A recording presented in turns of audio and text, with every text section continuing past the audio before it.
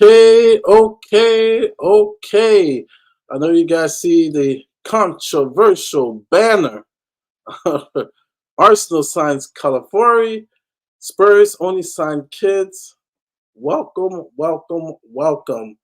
It's Mari here, and just waiting for the others to jump on. During the summertime, it is sometimes can be tough. Because people, on holiday or streaming on holiday, and so, but we will have many opinions from the panel, and so yeah. But give me a second here. Give me 1 second here. Okay. Yeah, I'm getting messages by the minute of those who are jumping on. A couple people are coming in 5 minutes. Uh, Stefan's coming in 30 minutes. TJ later. So I may put up the link. Steve, matter of fact, let me send you the link. Steve, actually, let me send you the link before we get things started here. Let me pull up the link. Like I said, summertime, it is always tough getting people in, but just sending him the link. Want to get an outsider's opinion on our transfer window. All right, Steve, I just sent you the link. So, yeah, a lot of things happening. Arsenal signs Calafiori. We sign Yang. We're going to talk about it tonight. There's more rumors. Still have us linked to Tony, Federico Chiesa for Juventus, Eze, and then I'm here, Fabian Ruiz. That would be good for Arsenal. So let's give some couple of big ups who are in the chat. Oh, my nose is itchy today for some reason. Big up, Big Tone. Big up, guys. Haktur, just another 18-year-old. Big up. Ram Man Song, big up Stell in the panel. Stell's coming on in about a couple minutes, about 4 minutes. We are quickly turning into Nickelodeon Studios. Yep. Nursery FC. Steve is about to come on. Steve, I just sent you the link. Andy Fanny, big up. If Spurs was a film, would be called Daddy Daycare. Club is becoming a joke. Yes. Oh, man. Daddy Daycare. Great movie with Eddie Murphy. And I forget the other guy. Was it Martin Lawrence? Well, Eddie Murphy was definitely in the movie Daddy Daycare. John George says Stelios is on the hospital hood at the moment. Also on there, Box Office and Brian Daigle. They're about to come along. Stell's about to come on in a couple of minutes. Stefan's about to come on. A couple other people.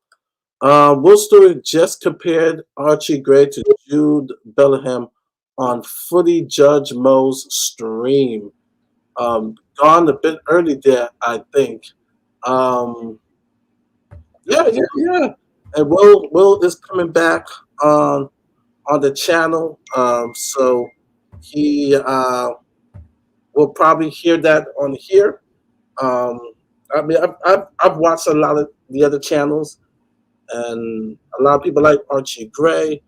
But we definitely have to hold on a bit. I heard another streamer saying, "Oh, well, he played great against Chelsea, and he bossed in the game." But I'm like, that's just one game, right? There's not a big enough there's not a large sample size of what the guy can do, and so I mean we'll talk about it. But is this your first time, Steve, on North London's Hours show? Nah. I've snuck my way in before. Bro, my camera's acting up. My bad. 1 sec. But I've snuck in here a few times before. Big up, bro. I hope you're doing well, man. Been a minute. Yeah. Big up Man song when we got Tottenham away. Yeah, that is the saw the schedule out. We talked about it a couple weeks ago. We played pretty early at the sixth or seventh game of the season. Big up Anthony Clark. He's a big up guys. Archie, Spurs signing Korean kids. Arsenal are afraid. Be afraid. Be very, very, very beautiful intro. Thank you. The intro's cool. Did you make that? To give all the credit, Will Stewart. Big up, Will. That's a cold intro. Of course, Will Stewart did. Well, everything Will Stewart touches turns to gold. Yeah. Will made the intro. I'm gonna change. I'm actually gonna change it a little bit for the new season. We're actually gonna make it shorter, but it's gonna be hyped up. We're gonna. I think we have one of the best intros, man. It gets us. It gets us going. It gets us. Oh, hey, Stel. All right, we got stuff in the house. You step upstairs. We got Uphill Gardner in the house. I hear Leeds are retiring his old number. Archie Gray's number. Yeah. And we'll talk about Archie Gray. Big up to Frank Faguna, big supporter of the show and the channel. Yeah, man, another Spurs therapy session. Yep. I got a lot to say. Big up John George, man. Big up, big supporter. Very first, congrats on signing the new Sonny from South Korea. Thank you. Thank you. It would have been Daniel Levy if it wasn't. I really hope the kid pans out. I rate him better than Timo Werner. If I'm looking at the clips, I rate him higher than Timo Werner. But we'll get to that. Look at Villa's business. They take a Spurs spot come the season. Take it. They already have. Yeah, they're already. Yeah. They already have. And then my people said, put your lid down. Okay, it's probably talking about the background. I gotta take the lid down. I love streaming. Arsenal spent billions and still crumbled behind City, just a waste of money. As much I want to laugh about that, they're getting closer. They're at least trying. They're at least attempting to do something. They'll fail, but at least they're trying. I mean, sooner or later, they're getting there. Oh, big up Coach Shot. I would never say that. Hola Madrid, man. But which one? I respect Madrid. I don't like them. The Lynx are getting strong. I'm hearing that, but I gotta see the ink dry. I gotta see big up Paul. I gotta see the ink dry. I hope it happens. I really hope it happens. Big up to all the kitty lovers, Stevie C, and Bert Toast, typical Spurs fan, complain about wanting better signings, then whine about the money. Arsenal spends on signings, pure jealousy. I don't think it's jealousy. I don't think either of these guys are going to be doing that. I don't think it's jealousy. It's just frustration. It's just pure frustration. The Korean market is secure for another 10 years. Yes. He plays? Yes.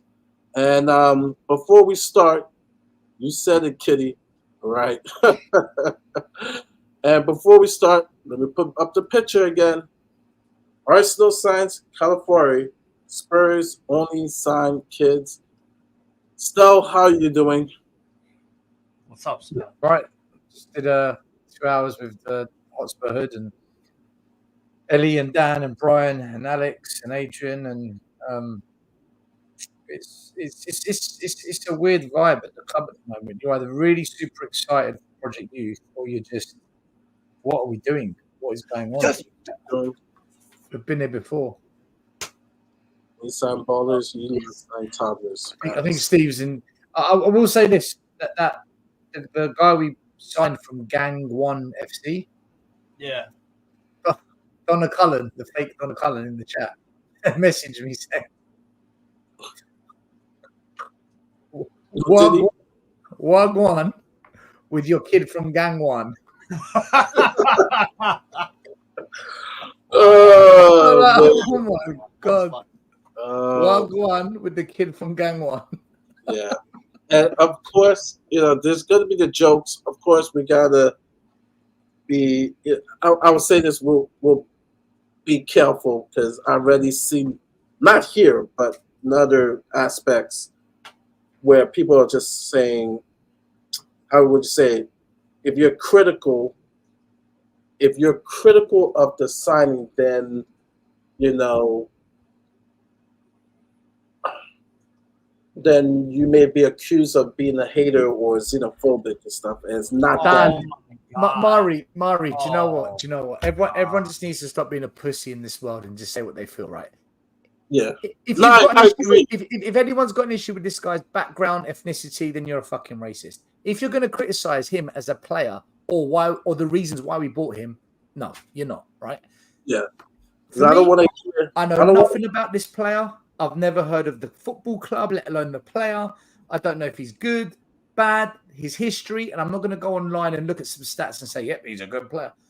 Until he wears the Spurs shirt and plays in a North London derby or goes away to Crystal Palace on a Wednesday night, or if we go away to St. James's Park, or if he plays at home in a tough game like Wolverhampton normally give us, I'm not judging anything.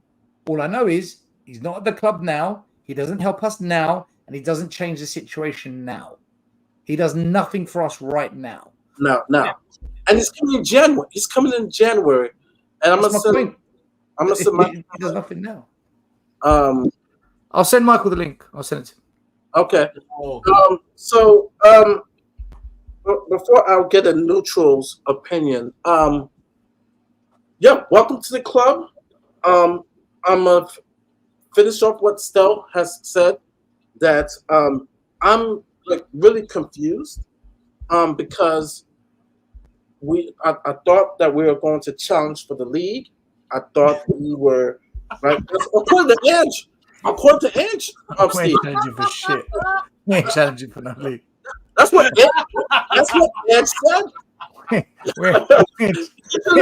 We ain't challenging for no league. That's what the dad said. He said we're going to challenge for the league, and we got to get in, at least three ready now players, and we haven't signed one yet, right? We haven't signed one yet, and Michael, we haven't signed one yet, Yes. and it seems like it's a whole youth project, and so I'm like, okay, all right, I get it, but now what happens, right?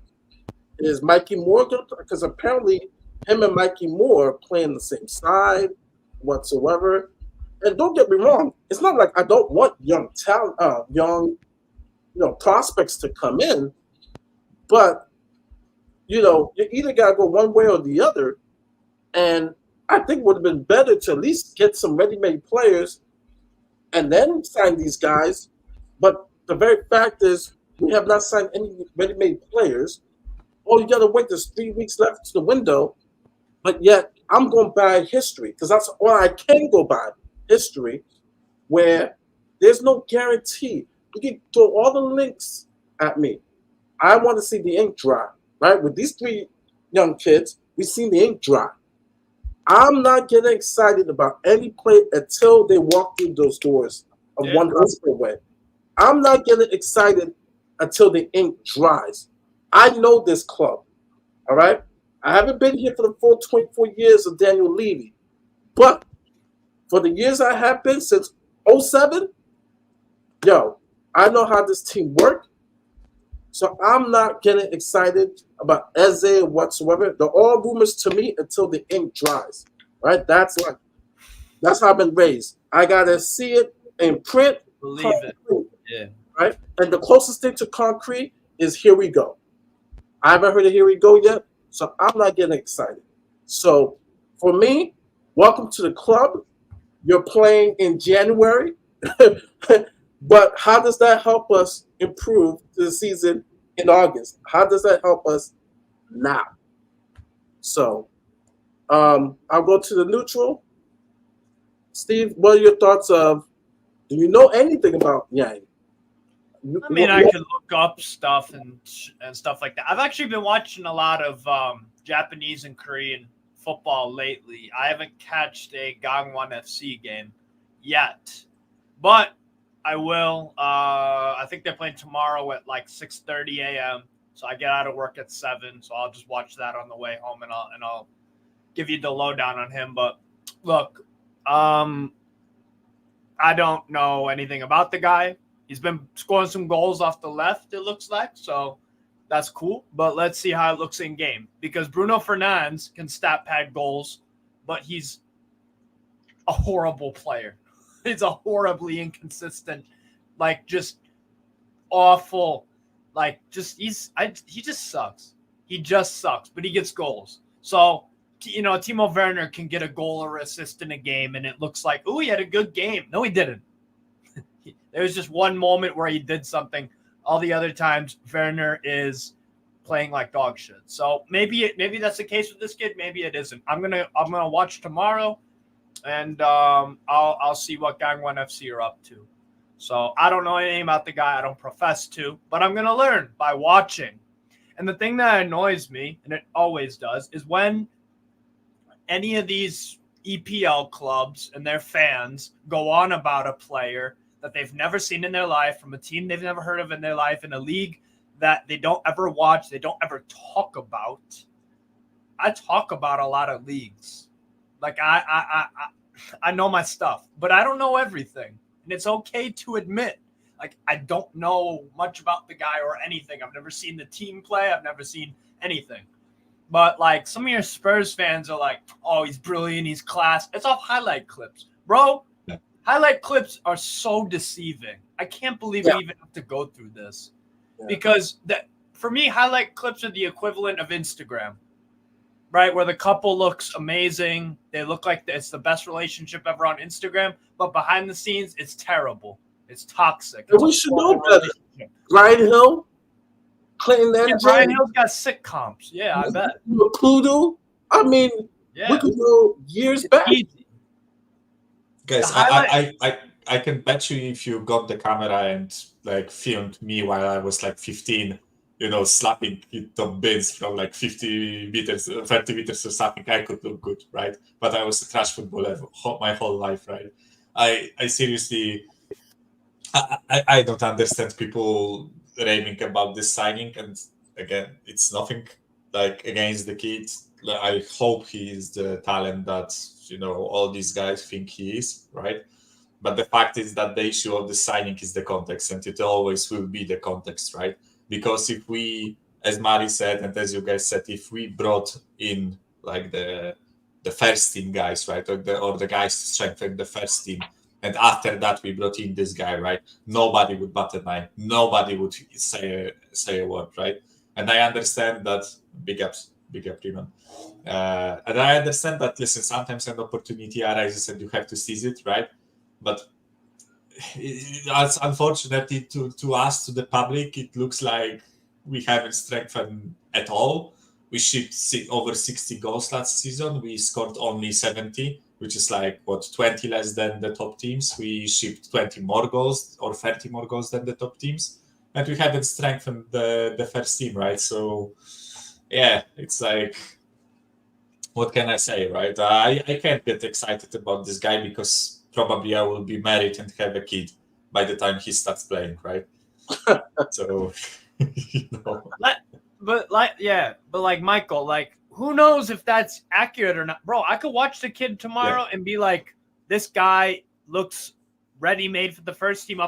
Sometimes, like, I remember watching Eduardo Camavinga on his debut for Stade Rennes. They played PSG in 2018. And immediately, and I'm not just saying this, you could choose to believe me or not to. Yeah, but when I first saw that kid play, I was like, this is a star in the making. He stood out on the pitch as a 16-year-old, physically, technically, tactically. I'm like, this guy is unbelievable. After one game, and then he continued to play well for Stade Rennes for about 2-3 years, and then Real Madrid bought him. So sometimes you can look at a player the first time and be like, you've got something special about you. If you keep doing that, you will be at a big club, or you will be a superstar, or you will be. you can kind of go down that route. So maybe I'll watch him tomorrow and be like, damn, this kid's really got it. But I don't know because I've never watched him. So I'm just going to be real about it. And I will say this too. And we have to be very, very careful. I'll say this again. With all these 8-year-olds, 7-year-olds, 16-year-olds, we don't know what we're going to get. I can only based on what is the goals, according to Ange, and expectations for this season. When Sonny came to Spurs, people forget, right? He was in Germany. He was playing for Bayern, right? And he was good. It was a good buy. He was good at Hamburg as well. Yeah, he was good. So he was already made. He wasn't unknown. Sonny wasn't unknown.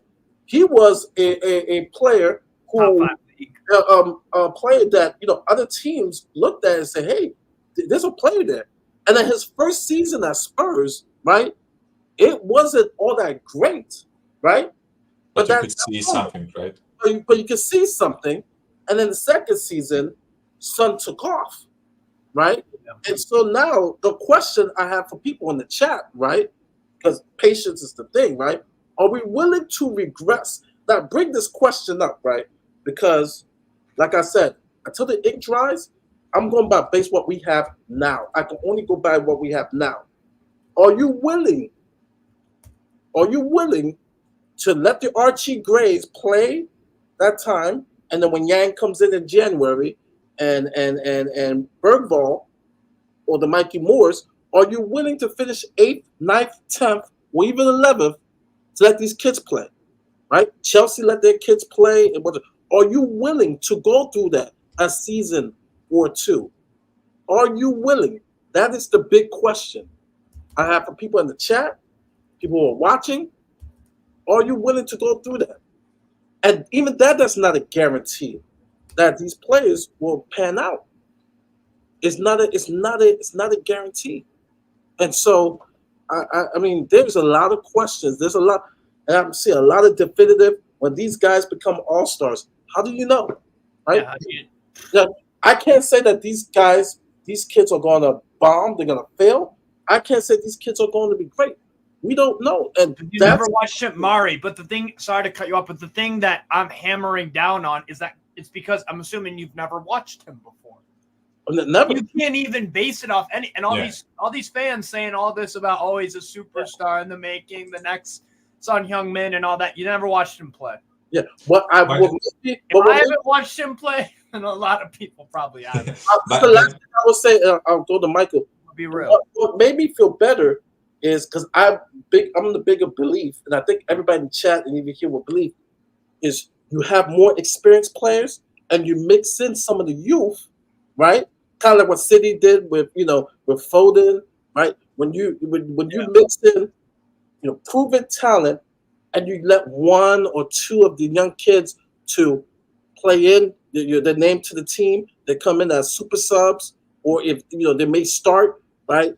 It's easier for a young kid to start with 10 veterans rather than 3 or 4. Then I feel much more comfortable with this team going that route.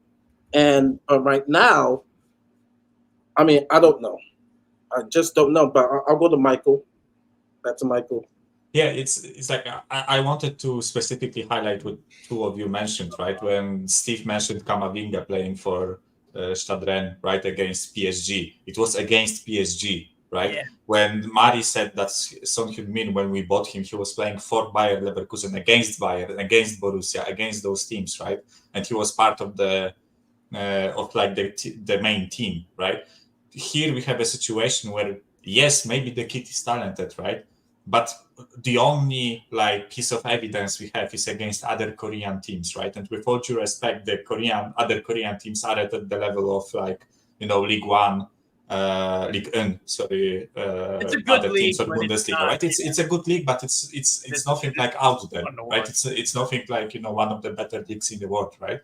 And same thing for me goes with the guys like Archie Gray, let's say, or Lucas Bergvall, or Luka Vuskovic, who I've been watching, right? Who is part of our team, and he was unknown in Poland for the past season, right?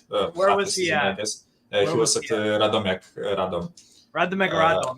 Yeah. So he was there, and listen, he stood out, right? He was good. He was actually, as a 16-year-old, he didn't have issues with playing the ball out of the back. He didn't have issues physically, right? But still, it's a Polish league, right? It's not Bundesliga. It's not like, it's not the top league, It's right? not top 5 league. Yeah. So still, I won't be raving about like Vuskovic, right, and saying that he's generational and will be a starting center back for us in a few years, because I don't have the evidence to say so, right?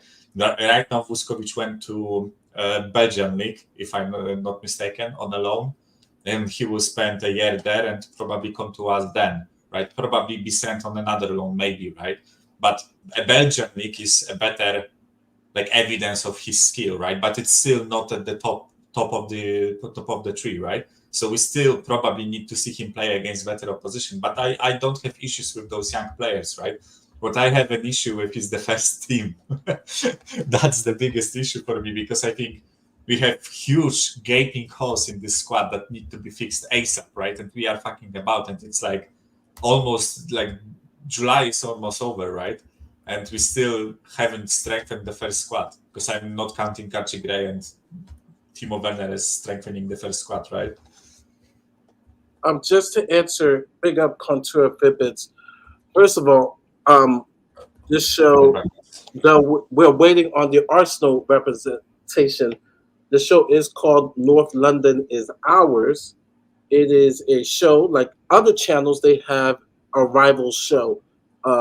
Not all, but some channels have a rivals show. This is our rivals show, where they have Spurs fans and also Arsenal, and we go back and forth, right? We banter, some serious, serious talk about our clubs and the state of our club. So to just answer your question, the reason why we have you might be new here. I don't recognize. Yeah, but no, big. That's why I say big up. Just to explain it, the negative talk. It's not negative talk. It's honest talk. Like I said, for me, I'm finding a hard time to be excited for this new season, and we got differing, opinions. I feel that we haven't done enough to improve on last season. Right, last season for me kind of really end on a meh. Right, you may think it ended great. For me, we finished 16th. If you started the season in January, so we didn't end the season good, and so I want to build on that, right, for the team. But right now, right, and I said this earlier, I'm a ink while you dry person. So right now, just based on the signs that we have, because I'm not going by rumors. They're rumors for a reason. They're rumors. I'm going by concrete news. And right now, I don't think we have improved from last season. So it's not negative. It's just honest talk. When I see the signings come in, then my tone will change. But as of today, as of what today is it? July 25th. I can only talk about the current team right now. Yeah. And to be fair, right? I'm not going by if, coulda, shoulda, woulda. I'm just going by right. Guys, Villa spent 170 million euros already, right? And we are supposed to be excited about this window and about our team at this point, when we spent 40 million on Archie Gray, and they spent 170 million on some quality players. I'm not saying all of them are good, right? There are some signings there where I'm like, I'm not really sure what they are doing, or not really sure where they are going with the signings, right? But some of that, like a big chunk of that 170 million is actually spent on good players that will improve their team. And with us, where is the attacking players that we were promised? Where is the defensive mid that we were promised, right? Everyone said that we are supposed to get, this player and that player, and this, and we are supposed to get a six, a striker, a winger, a left back, and whoever else. And none of those areas have been fixed yet, right? So sorry for all the people that think that we are negative in the chat, but right now, at this moment, 25th of July, 11 p.m. for me, like 10 p.m. for other guys, right? There is nothing to be excited about by this window, nothing, right? As much as I think Archie Talent can be a talent, he won't improve our first team to the point where we go from fifth upwards, right? It's not going to happen because we aren't catching up to Liverpool, City, and Arsenal with Archie Gray signing, right? Even if they froze in time and didn't do any business, right? Even if those clubs right now didn't do any business, we haven't caught up to them with Archie Gray as a signing, right? I will say this before we go to Stell. I would like to eat my words. If you told me Bergvall has a year like Cole Palmer and we finish 8th, I'll take it. I will take it. Like I said, I think the league is going to be better. You already see what United is doing, right? You see what Villa's doing. You know, Newcastle now. You know, if they're healthy, they have some bad luck. You know, we have Steve here. I mean, it's not as going to be as easy as you think, and that's why I just want to see the team improve. You know what I'm saying? So if it's for me to eat my words, I would happily take it. I would happily see Bergvall, get 13 goals, 15 assists. Yang comes in January, scores 10 goals in the second half of the season. I would so love to see that. I'm being honest. I would so love to see that, but it's not that easy. I think what people are thinking, because maybe you see Yamal do it, it's not that easy. There's growing pains for these players to go through, and that's why I want people to be realistic. You got people saying Archie Gray's prime, Steven Gerrard and stuff like that. I'm just like, slow your roll. Even comparing Yang to Sonny, like I said, Sonny went through Germany, right? When we brought him, he was already made. He was already made player. And he had a rough first season.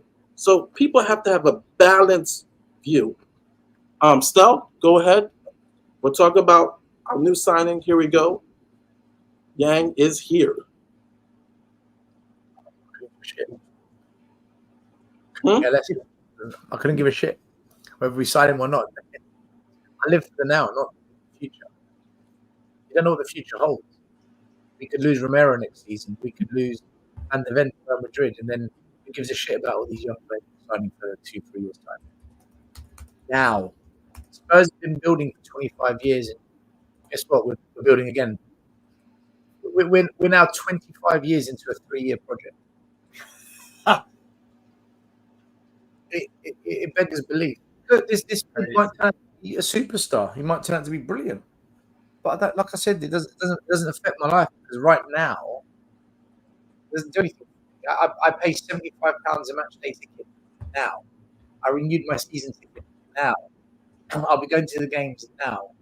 The Carabao Cup starts in September. So I don't care about this future. It means nothing to me. There's no guarantees at all with what we're doing.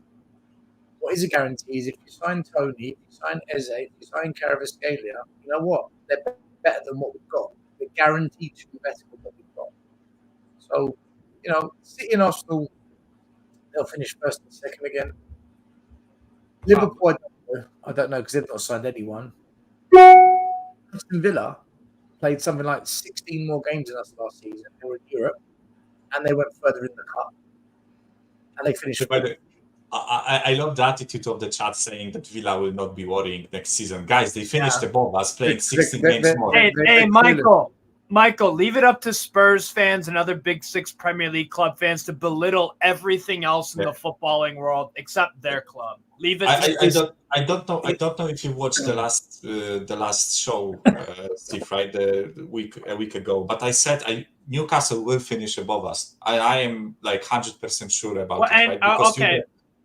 Sorry, I was just going to ask you. Or go on. Sorry, I cut you off. I'll ask later. Yeah, so that was basically my point, right? I'm already, I think, based on the evidence I have now, right? Again, I have to stress it. Based on the evidence I have now, I think that at least like Arsenal, City, and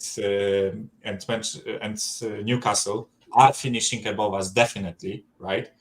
With Aston Villa, I think their squad is better, but the Champions League cannot be underestimated, and your club is the best example of that, right? It really takes a toll on you when you have to play Champions League, right? So with Aston Villa, I'm not sure. Liverpool is a bit of an enigma. They might be up there in the upper echelons of title challenges, or maybe there will be a drop off, right? And with Chelsea and Manchester United, it's really an unknown, similar to us, right? So at least for me, 3 clubs are finishing definitely above us, and at least 4 are in contention, right? Based on the evidence now. And people are like, nah, listen, Villa is shit, Chelsea are shit, United are shit. Yes, they were last season, but you don't know how it will pan out next season, upcoming season, right? It's like we did worse than Villa playing less games. We're now going to play the same games, and we haven't strengthened the first team. How the hell does any Spurs fan get away with saying, "Don't talk about Villa"? What? And again, they've spent 170 million already. They spent almost 200 million strengthening the first squad. Right? And people are like, it's and, like, and you know what else?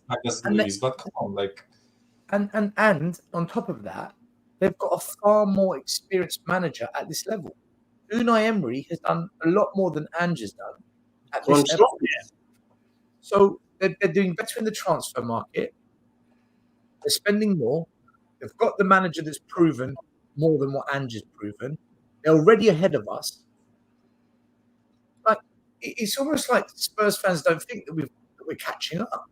They don't think that we've got a lot to catch up on. That's a handball. We haven't fixed the first team. Michael hit it the nail on the head. All the players we said, the positions we need, we haven't bought one. Yeah. We haven't signed a single one of the positions we need fixed. Yeah. And people would then, because it hasn't closed yet, like I said, I can only speak of the now. But I wanna go get this. And I mean, you're valid to have your opinion, Otero, rather having, but I will say this, at least Calafiori, right, for where he played at Bologna, right? You have the tape. He's played in the professional league, and if you looked at Italy, though the team did bad, he was one of the standouts. I mean, Iggy's not on here. He was gutted. I was gutted because that first week we were linked to him. The guy is great on the ball. I would love to have him on my team. Murray, I would love to have this guy Calafiori in my club. I mean, on Spurs Kings TV months ago, Ashmatic did a show, and he brought this guy up. And after showing the videos, we all sat there going, "Wow, who is this player?" And then in the comments, everyone said, "I hope Spurs get him before anyone else finds out about him. Spurs should put a bid in now. If we're linked to him, I'm excited." Now, because we haven't got him, I would rather have Yang than him. What planet of lies do you think you're going to get away with? It's fan-based lies more than anyone. It's just like January. Everyone said, "Oh, but we're the only club that did business in January. The model is working. Look what Levy's built. FFP this summer, everyone's going to struggle. They're going to have to sell before they can buy. Spurs are going to take advantage." Bullshit. Yeah. Absolute bullshit. You all lied because you get sucked in by the narrative created by the PR, the journalists, YouTubers that want to be fake positive. There's no realism in it. And guess what? All those promises you all said and all those things you all thought were going to happen, you've brushed it under the carpet, you've pretended you haven't said it, and you're saying, "Yeah, but it's obvious, isn't it, within Project Youth?" That's not what you said in January. You said nothing close to that. You didn't even mention it. Now it's Project Youth. They make it up as they go along. They waffle. They say whatever sounds good. There's no substance to what. Honestly, I've said it 100 times. Spurs fans, the majority, are in this massive denial. It's this pandemic of delusion. Yeah. They've lost it. They've completely lost the plot. Perfect example, right? We watched the Euros, I right? don't care. I just don't care. Even never watched the Euros, right? Right? Everybody know about Real Sociedad and their amazing season, right? And we saw what that team did in Europe. Just saw the Euros. you look at that midfield of Fabian Ruiz, Rodri, Zubamendi, and Mourinho. Now, if this is true, you know what I'm saying? Like, ready-made players. Mourinho did great. He had a great season. You know what I'm saying? He did. This is what I want. This is what I want in my club. Ready-made. I'm not saying don't sign youth.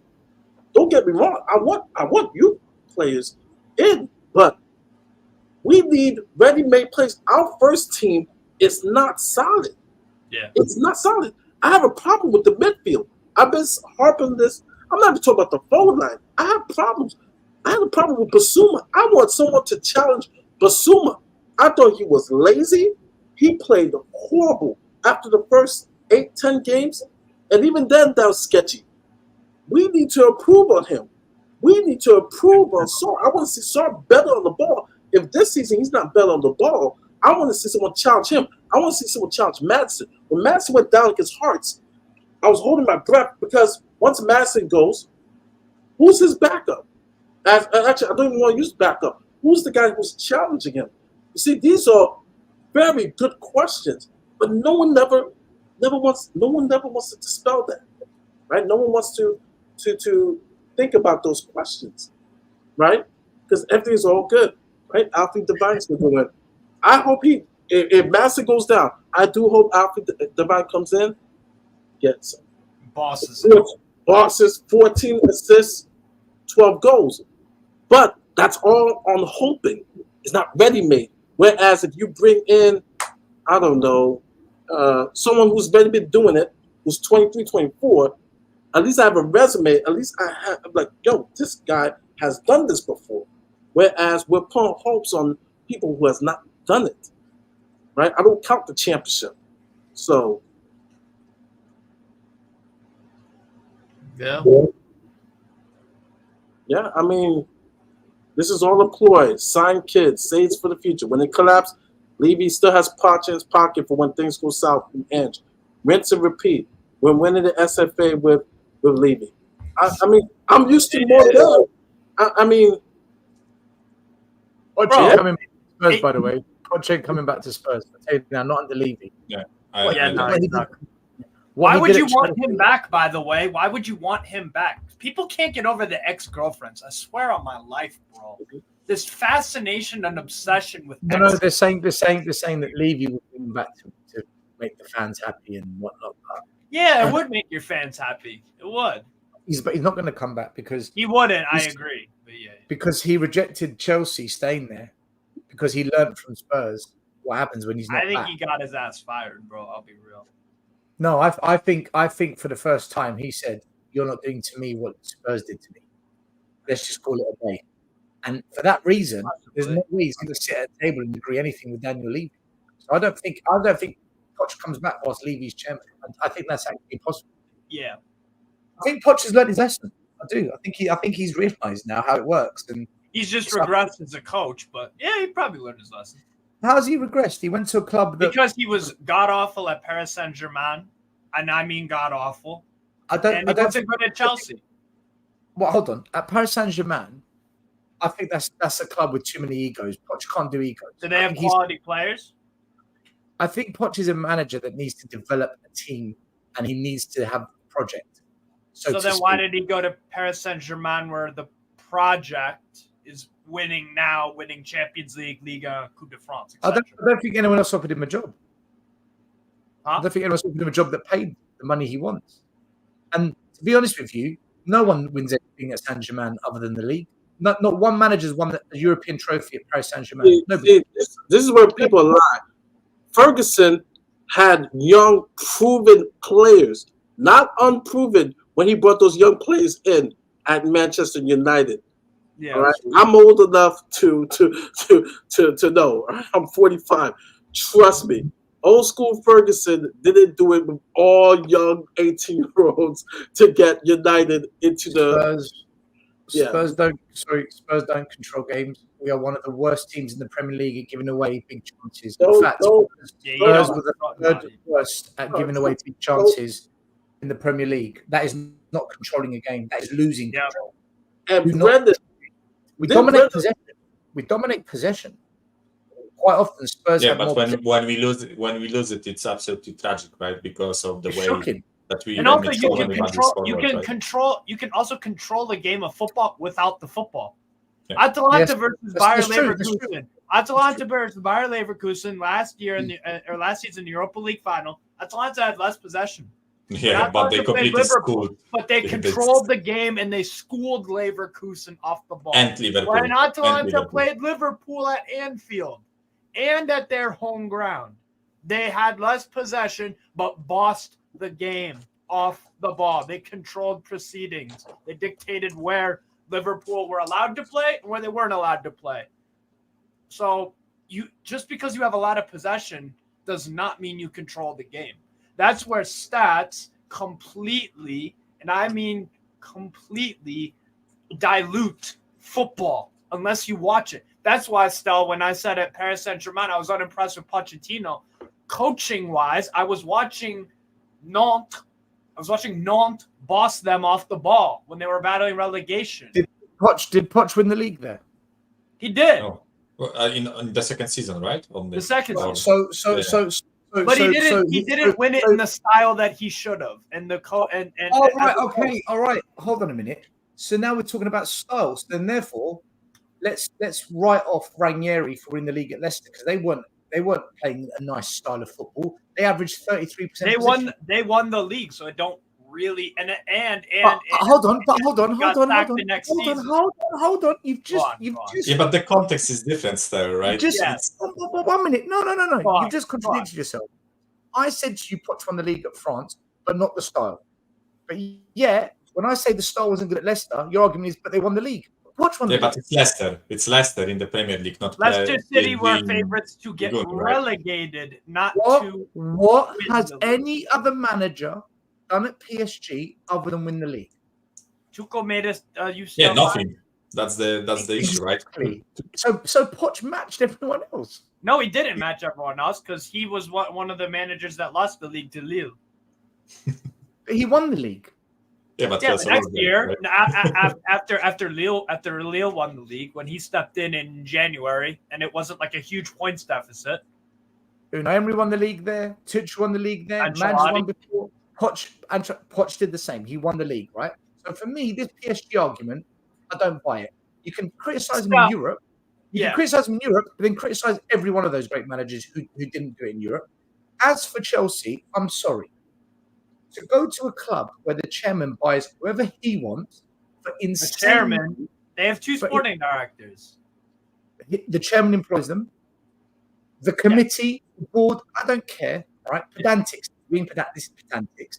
The point is, it's not Poch's fault, the players that came in, right? He never had a say in transfers. But what he did was, he took that team to a cup final, which in 90 minutes they should have won. But I agree with that. Right, that's not Poch's fault. The semi-final of the FA Cup, they outplayed City, and again, City go to the final, and out of nowhere, he finished 6th and got Chelsea back in Europe.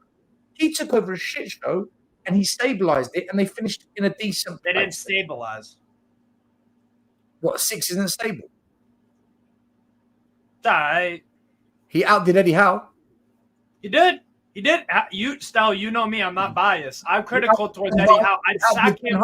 I would sack him and bring in Mourinho right now if I was in charge. He outdid Ten Hag in the league, right? You did. He only finished 3 points behind the amazing Ange, right? For me, Poch is still a top coach. Do I think he's Ancelotti? Pep? Of course he's not. I'm not even saying he's that. No. But to say, but I think the criticism Poch gets is so unfair, man. Like he created the best footballing team Spurs has seen in 20, 30 years, man. And I agree. At Spurs, I think if he stayed at Chelsea and they backed him, he would have caused damage. Because you know what? Even with that disjointed Chelsea team in the league, Man City couldn't beat him. He still has it, man. Draw. He beat us twice. But okay. Here's the thing that Poch used to do that he didn't anymore. When Poch was at Spurs, where did Danny Rose play? Left back. What is Danny Rose? Left back. There you go. So why was he playing Enzo Fernandez, who is a number 8, as a 10? Why is he playing Levi Colwell, a left center back, a left back? Why is he playing Chilwell? Hold on. Let me just finish here. Why was he playing Benjamin Chilwell, a left back at left wing? Why was he doing these goofy ass things? Where does Kim Min Sun play? Where does Kim Min Sun play? Was really, really bad. Where does Kim Min Sun play? Left wing. So why did he play him left back against Chelsea in the FA Cup when he was at Spurs? Because that is what I'm critical of Poch in. That's what I'm critical of Poch on, bro. Yeah, but hold on. That was a terrible decision. You changed your argument. You said you changed your argument. Your argument was he did different things at Chelsea. No, he did the same shit at Spurs. He hasn't changed. Poch hasn't changed. He's the same manager. You've got to give him time. His first season at Spurs, we were shit. Well, all the Spurs fans were moaning. Where's the high press that he had at Southampton? Where's that flamboyant passing, attacking football from Southampton? Where is it? And then he got rid of 12 players. We brought in 5 or 6. Second season, everyone was talking about us. If Poch stayed at Chelsea another couple of years and the owners just supported him, I think Poch would have caused damage. But he clearly wasn't going to get the backing. And you can see right now, Chelsea have done no business. That's why he left. That's not true. They've done business. What have they done? A lot of this. They signed Kieran Dewsbury Hall, Tosin Adarabioyo. They've signed a few other players. Sorry. Okay, let me rephrase it. When I say they haven't done business, they haven't done the kind of business that is game-changing. Sure. I agree with that. And that's why Poch left, because he knows this guy, he's been in the Premier League before. He knows you need to sign certain caliber of player to compete. And clearly Chelsea aren't going to do that. We'll see. But they have quality players though. And here's what I won't Like who? They've got Christopher Nkunku. Christopher Nkunku is a quality player. He was injured all last season. Yeah, and I know he will be quality for them. I guarantee, bro. The guy was an amazing player for Red Bull Leipzig. I agree. But Poch never had him. Right. And so I'll give him some mercy on that. I will give him, of course. I will give him some mercy. Who's the other quality players, Steve? Noni Madueke is a good winger. Obviously, Cole Palmer. Madueke's not quality. What are you talking about? Yes, he is. Yes, he's a Spurs reject. Madueke is good. Yes. He's a Spurs reject. And what happens with Spurs rejects? Usually they have pretty good careers, right? No. Who? I mean, who's left the Spurs academy and gone on and smashed it? Marcus Edwards, Sporting. He's a good winger. Okay, one. I ran out. Harry Kane at Bayern. I'm trying to think. He played for us. Name me an academy. Name one academy player Spurs released at the academy level that went on and smashed it. You would know better than you would know better than me because I can't think of one of you. Right. So Madueke's a reject. Who else? Tell me who these amazing Chelsea players are. Because I've argued this with Chelsea fans. Malo Gusto. They're right back. Is that the right back? Yeah, I rate him. He's good. I do. Reece James as well. Reece James when he's fit is obviously. It's not like their squad is shit, right? But it's not filled with world class talent like it used to be, right? Chelsea was always known for having like absolutely stacked, rosters of players where some of the players that were coming on from the bench were better than other teams had in their first team, right? The issue with Chelsea right now is that they kind of like are doing what we are trying to do, I think. So basically they are buying like the best talent all around the world. The difference is we are buying like 16-year-olds and 17-year-olds and not including them in the first team, and they are buying £100 million on these kids. But at least Chelsea did again like that's what I was going to, right? We are buying like kids for 10 million and investing for the future. They are buying for 100 million, but it's still a kid with potential, right? But that's just Chelsea. Listen, guys, would I take Pochettino over Ange? Yeah, probably. Still, I would. I have more evidence of Pochettino All I have day more long. evidence of Pochettino. Wait, serious. I'm saying that because I didn't witness Pochettino days myself, right? I became a fan after Pochettino left, right? Or in the time that he was leaving. So Yeah. that's why I'm saying that I haven't witnessed it myself. I've watched a lot of matches from his time, but it's like, watching, it's basically like a highlight, right? So I haven't experienced the bad parts of Pochettino in Spurs, right? I've seen them in PSG and Chelsea, right? And I see a lot of issues there, but still there is a lot like Michael, Poch's CV is way better than I know the screenshot, like with us being first in all the statistics, right? But there is a lot more evidence with Pochettino that he would do great, especially with the setup that we have now, right? With a lot of young players that he likes developing, right? But as you said, I don't think he will come to our club because of the past, right? Because of his experience with not getting bent over and used like a prostitute, basically, right? That he won't do that again, right? So, and good for him, right? He has to care about his own career, not be like live his beach, basically, right?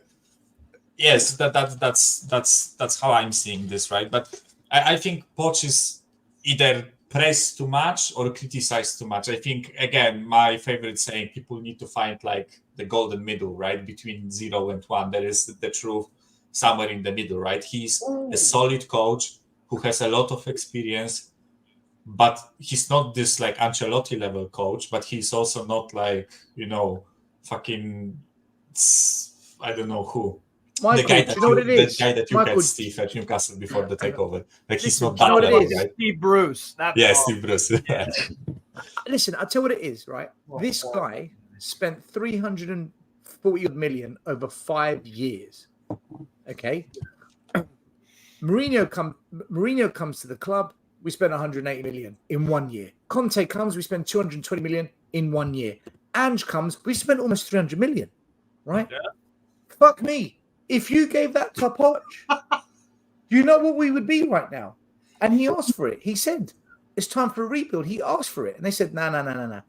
We've spent almost 700 million pounds since we sat Poch. There's your rebuild. We would have been dynamite. And what really winds me up with this whole Poch argument is this. I sit next to 8 old boys at Spurs. They're all, they wear their flat caps. They sit there. Oh, mate, how you doing, governor? Right, they're all living in South London now. Proper stereotypical Cockney, right, fans. Governor. And whenever I speak to them, this is exactly what they say to me. They're all in their 60s now, pushing 70. And they all say the same thing to me. We were here when Glenn Hoddle, Ozzy Ardiles, Ricky Villiers, Garth Crooks, Perryman, we won the UEFA Cup, the FA Cup. It was brilliant. The Hoddle days. But the football we saw under Pochettino is better than what we saw then. The best football we've ever seen here is Poch. We didn't win anywhere near what we won back then, right? In terms of winning, we were better because clearly they won. But the football, they can't believe how we never won a trophy under Poch. And they all say it. It was the best football. We always knew back in the day we might lose this game or this is difficult. Under Poch, we always felt we're going to beat the team. We're going to beat them. And that's the difference. That was the difference. And they've been around much longer than I. They know a lot more than they were here when Spurs got relegated and they supported the team back from Division 2 back to Division 1. They said it was the best season ever because all the fans were behind the club a lot. I don't know, man. I always defend Poch and I get a lot of criticism for it, which is fair enough. Guys, People want to criticize it. Add Steve back because he's writing in the private chat that. I got. Sorry. I got Dan here. Before I go to Dan, and I will actually lead to my next question. Pick up Couture. So this is the balance we're talking about. Lost him again. Yamal, the 16-year-old, is super generational talent. He was unknown. He wasn't unknown. He was known for a couple years. Literally got baptized by Messi. He was always known as a future star, unlike Yang, Mikey Moore, yeah, we heard about him, but not to the point of Yamal. Like Messi, before Messi blew up, we knew about Messi. These guys are like Haley's Comet. They come once every 10 years. So that is not the norm. It's an outlier. A 6-year-old that just scored the Euros. That is generational. That's like paying like at 17. That right? To me, we're not throwing. I mean, like I said, if we go to a youth project, right? Start Mikey Moore at 16, start Lancashire, right? Then sell Sonny, sell Romero, and and some of the older players on the team. If you're gonna go that route, but yeah, that's that is a bad example you're using right there. Six-year-old. Also with Lamine Yamal, right? People tend to forget because like a lot of people don't watch other leagues, right? And they just saw Yamal on the Euros, right? And they think, oh, it's like such a young star, young talent. They unearthed him or whatever, right? Mm-hmm. The guy played like 30 La Liga games last season, right? Over 30 La Liga games last season for Barcelona, for the first team, not coming on off the bench, being a starter, right? That's a big difference. Again, to the same point that you guys mentioned, right? With Camavinga at Reds, with Sonnet and Bayer Leverkusen, right? When those players get first team experience and they shine in a first team adult football, that's a way different approach to signing youngsters than it is with this Korean guy that we signed, Yang, right? Yang is his surname. It's a much different approach, right? Because we are signing an unknown. We don't know how this guy will perform against the European teams in the European opposition, right? We don't know. But it's like so hard for some to understand that, right? I'm not going to get excited by this signing, right? Because there is no proof and no evidence for me to get excited by the signing. That's it, right? Yamal is already proven. Yamal already showed, even against us, by the way, I would like to remind people that when we played them last season, pre-season against Barca, he fucking rinsed Region to the point where he almost got injured, right? Playing on the field, right? He was getting like twisted and tanned, right? And then you could see that this guy is actually performing well against our first team. And then he proved it in the season to come, right? But right now we've signed a Korean kid and everybody is trying to tell me he's the next coming of Jesus or son, right? I'm not going to believe that until I see that he is that, right? It's like, I don't understand how hard it is to understand that logic, right? People are so like, oh, you are against the club, you are this, you are that, you are that. No, I'm just logical. That's just like a logical pattern of thinking. I don't get it, guys. You got to see it to believe it, basically. When you haven't even seen a player step foot in the Premiership, you don't know what they're going to be like. But then on the other side of it as well, they could have been quality in their league, but then they come to the Premiership and they don't hack it or it don't work for them. Take the Celso, for example. He's a very good player. It's just the Premiership for me is just not his place. Go stick him back in Spain or even in Italy, it'd be fine. Some players just work better in different leagues under different tactics. But when you get some fresh boy get bought that you've never even heard of, that hasn't even played in Europe, yeah, you can definitely trust the Spurs supporters, the majority of them, to start turning around saying we've just signed Son's brother. It's what we do. It's who we are, mate. Well, Dan, I want to ask you a question, right? We just made the signing of this kid, and all we've seen, I've seen is videos. And from the video, I joke around, he's better than Timo Werner. I joked around about it. So am I. But he's coming in January. I'm concrete, right? I only do what the ink dry. The $1 million question, we finished 5th last year. As of today, the 25th of July, right? Did we improve the first team? Did we improve, right? And this is including the youth movement, right? The youth signing. Has this club improved? Club, yes. Squad, yes. First 11, no. Okay. Archie Gray, you could say it's an improvement to the squad. How often will he get seen? I mean, I found it quite funny how, again, so many people made it out like we'd just signed Messi and they knew everything about him, when I'd put a decent money bet on that half the people who bragged him off never even heard of him. And who knows? He might do well in the Premiership. But then Skip also done excellent. And if I remember right, didn't he get Player of the Season in the Championship? Doesn't handle the Premiership very well. I've got to see it to then start believing it, that he can do in the Premiership what he done in the Championship. But I think he's a good add-on to the squad at the moment. Yeah. And same as Bergville. Again, I'm going to have to wait to see him play in the Premiership before I make any judgment on him. At least I've seen with Gray that he can hack a league probably more physical than the Premier League. I mean, that Championship league is... It's brutal. It's definitely, yeah. Let's just say it's heavy on the kneecaps. Yeah. And so if he can handle that, he can probably handle the Premiership. But has he got the skill? Has he got the class? Only time will tell. Whereas that Bergville, I haven't even noticed him anything out of Sweden. Other thing is, when it comes to videos, mate, I've done video editing. Yeah.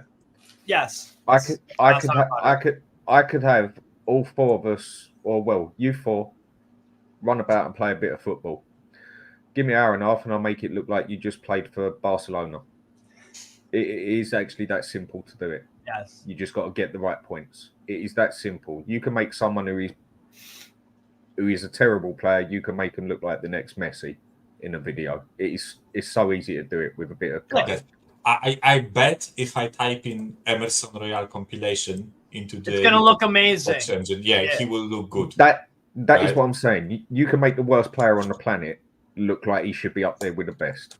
Like I say, I've done editing when Dan, I compared it to everything else. Dan, I compared it to social media couples.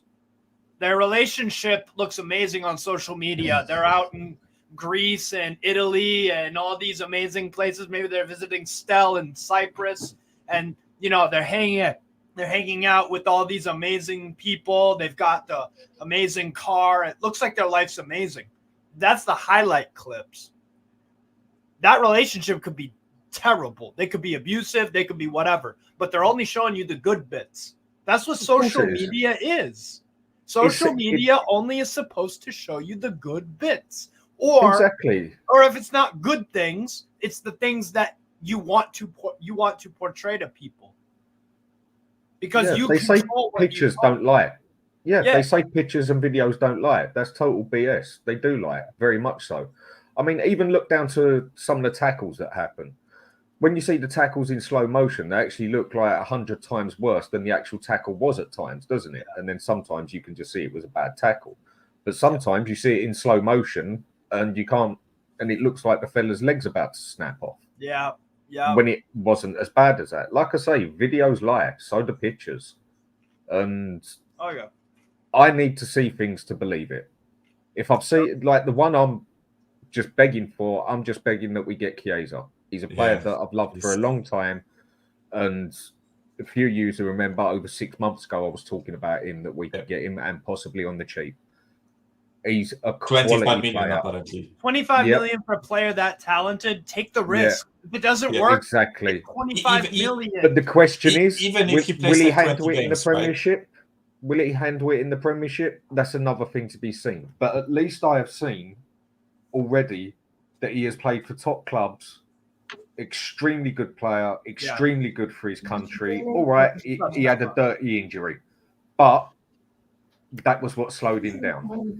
But everyone picked up Benson to come back. It's just the injury. But by the way, like to add to that, right? Any player that you bring in outside of England, you can ask the question: will he handle the Premier League, right? And exactly. You can do this with any player, right? You can do it with any league as well. Yeah, but with Chiesa, right? We've already seen him play for Juventus, right? And even though he has his injury issues, he is playing currently for one of the best clubs in Italy, right? So there has to be something about him, and the probability of him cutting it in the Premier League is much higher than when we bring randoms from like a Polish league, right?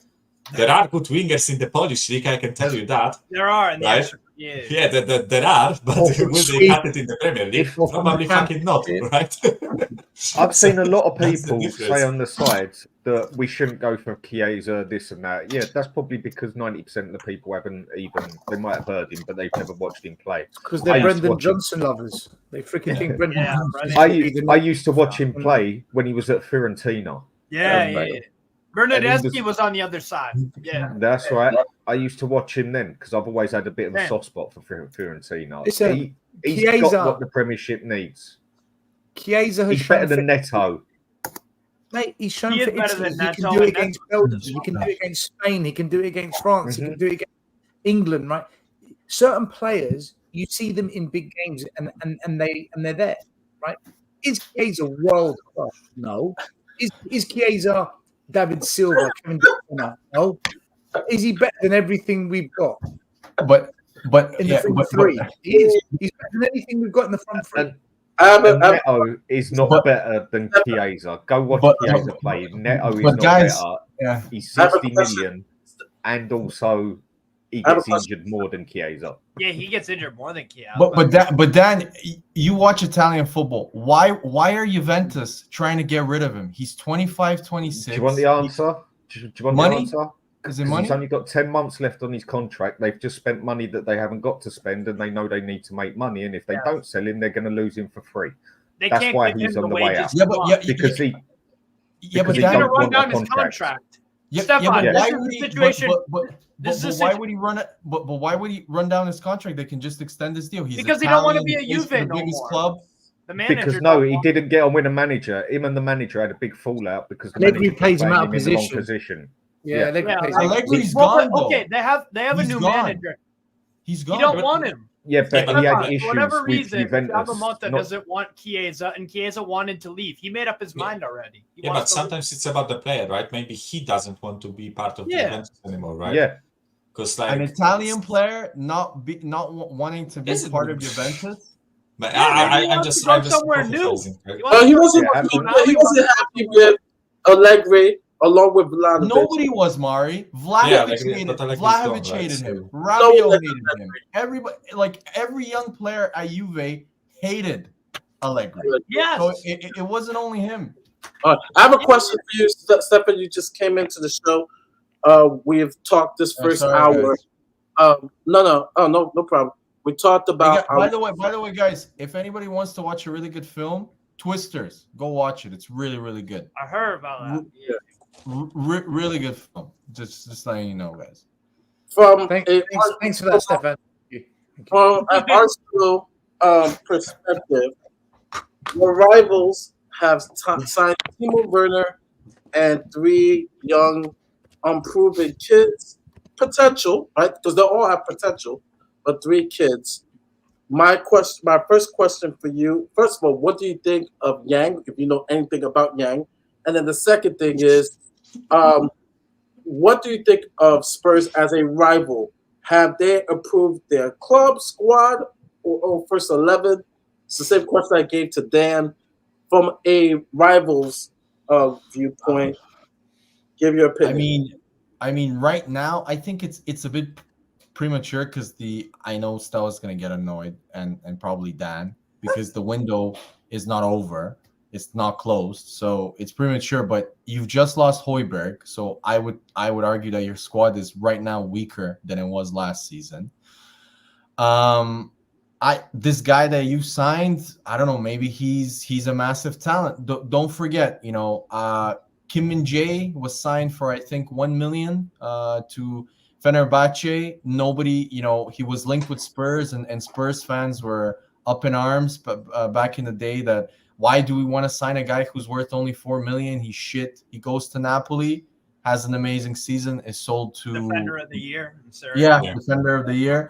To credit, Jose Mourinho did wanted him, but that's true. Yeah, that's true. But So you never know. But the thing with this guy is that he's not short term. He's not coming in immediately. I think he's gonna come into the Spurs first team in January 2025. So Stefan, you have to wait. Sorry, this is bullshit. If Arsenal did this deal with this Gang One, whatever his Yang, right, you would be fucking losing your shit. If this was Arsenal's you signed to compete with the best, you would be losing your shit. No, but still, why are you terming this deal as competing with the best? What if you sign Eze and Tony in August? Would you care about this deal if you sign some big time players in 2 weeks' time or 3 weeks' time? But they won't sign big time players. This is what fearful of. I disagree. I think they will sign 2 big time players. I think Eze is gonna come to Spurs. There's too much smoke around Eze with Spurs. I think he's going to sign. I really do. Like, in my opinion, you've got nowhere else to go because you have Europe. You just sold Højbjerg. So you're going to need to sign another midfield player also. And the amount of wages that you have released. Archie Gray, Stefan. His name's We've got 7 of them already. Fuck. Exactly, Michael. No, but Archie Gray is more of a right back cover, no? Listen, I know you, right? You are only ever positive about Spurs when you can smell we're fucked, right? That's true. That's true. No, in my defense, the big ass smile on his. No, wait. No, that's not true. In my defense, Stel, I told you were fucked last season when everybody was against me. I said the system was not gonna last. You said that I was a hater and everything, and I was right in the end. So now I'm honestly about Spurs. It's sad to say I don't really give a shit about Spurs. You guys are not our rivals currently. You're nowhere near us. And with the current signings that you've made, Aston Villa now. Aston Villa's our rival. Yeah. So I care what Man City are doing, and potentially even I would argue Liverpool. I think this season will not be. You shouldn't even care about Man City though, because they're just going to win the league anyway. You're not going to do it. Let's see. Let's see. Because do you want to make it I'm double not sure or about nothing? that. Your refuser to sign a striker is why you won't win it. But Steve, how can you say that when Arsenal scored over 90 goals last season?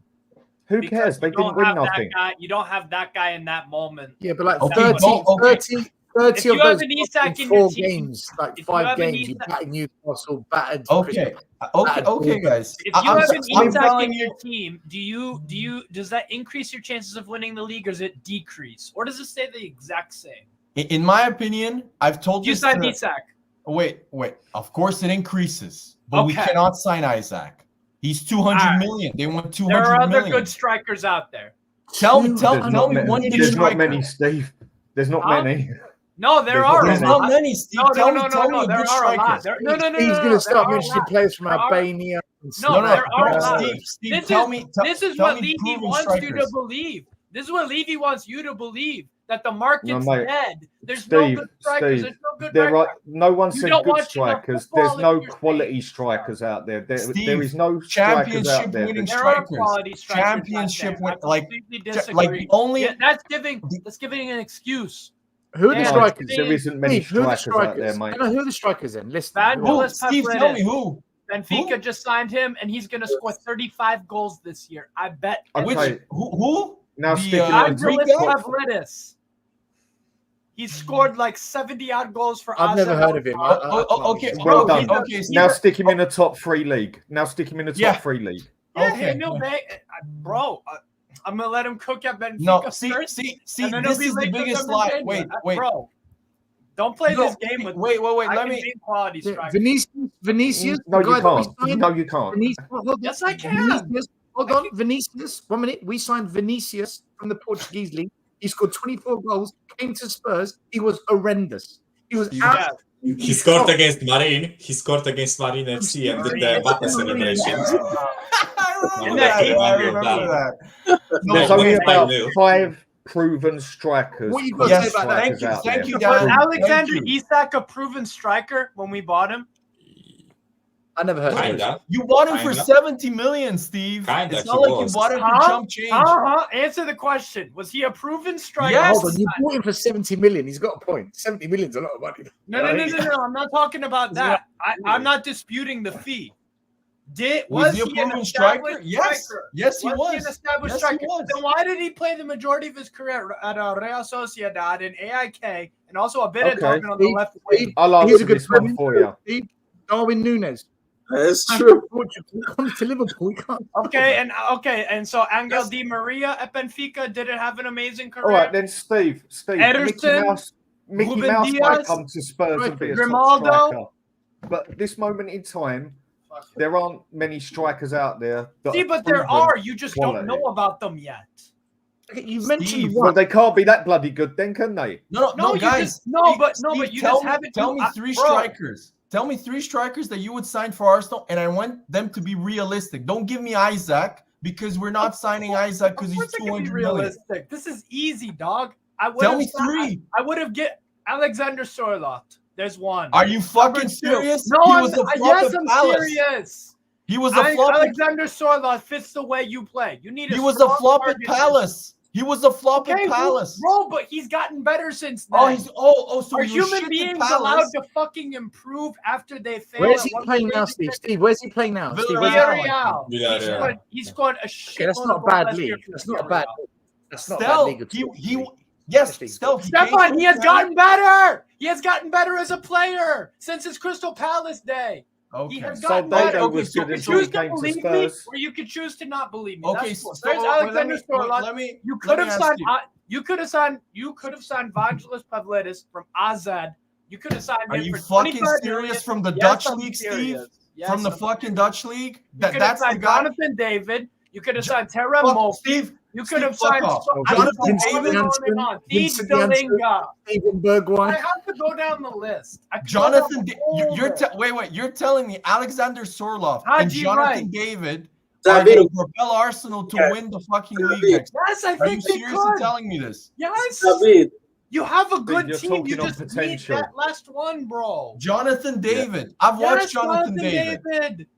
He's not Yes. good. Jonathan David is He average. is good though. I His watched name him is every week, David. bro. Not David. It's David. Sorry, David or whatever. He's still David. shit. What do you whether call it's a David quality or David. striker? He has Yeah, won Steve, in hang the on a He's second. league. His Haitian He has won background in the French. league before. He has Do you What do agree you then, call a Steve? quality striker? Steve, do What you do agree call a then? quality striker? Do you agree this, Steve? Do you agree this? When City bought Haaland, when Arsenal signed Aubameyang, when Spurs signed Berbatov, Yes. Bundesliga. everyone, hear me out. Everyone knew these players, they were going to do something. There was a high chance they were going to do something, okay? Tevez, Aguero, and so on. The players you've mentioned, do you agree that is high risk Extremely high risk. for the Premier Everything League? is a risk. Every No. signing you make is a risk. Oh, wait, Haaland- so Haaland- Yes, Haaland was every not signing high you make risk. is a risk. Wait. Let me. Every let me- signing okay, you make you- is a risk. Wait, Steve, that's why I said high risk. Such a loser. Depends how much you pay for the player, how long's his contract, what his injury Steve, history is. Okay, I'm talking Those are about all getting variables. goals. It's a case. 20 plus goals. Still, it's a case by case. City knew if they bought Haaland, he's going to get over 20 goals a season. Exactly. Yeah. They knew that. right? So So yeah. the players you've mentioned, Such a loser mentality. high risk that if What's any club going on signs about in the again? Premier League, they're going to get over 20 goals a season. Wait, say that again. Sorry. When City signed Haaland, Okay. it was pretty obvious he was going to get over 20 goals, right? Well, not according to Rory Jennings, but yeah. Yeah. Okay. One guy. That is- That Jennings, decade. right. He's the biggest shill in the game. But the players you've mentioned, don't you agree it's high risk that they're going to get 20 goals? It's a risk. A Again, risk. Stell. Do you agree with me? It depends how much you pay for the player. It depends his injury history. No, It depends Okay. Christ, Okay. Christ, Okay. Christ. Steve. Because Steve, Haaland had some injury no. problems in his Steve, Dortmund and whether I pay 5 million, 25 million, or 60 million, if you don't get 20 plus goals, what's the point? What is the point? Okay. pay $5 million and he gets you 25 goals. That was a low risk. Does Jonathan $5 David get us 25 goals, Steve? Are you fucking Jonathan serious? David can get you 20 and then bag you some assists. Yes. Steve, the point I'm making, play, bro. Steve, If you want to have missed your my point. opinion, that's cool. 1 minute, you've missed my point. The point I'm making is, I don't care what the price is. 5 million, 100 Welbeck million. is another I one. don't care what the price is. My point is this: whatever your price, to come to a top 6 club and not get 20 plus goals a season, what is the point? There's no point in signing them. So what if they get 19, but they get 7 assists? Okay, now you're being difficult. Now you're being difficult. No, you are. 19, Steve, 21, come on, 20, man. it's the same shit, bro. It's the same thing.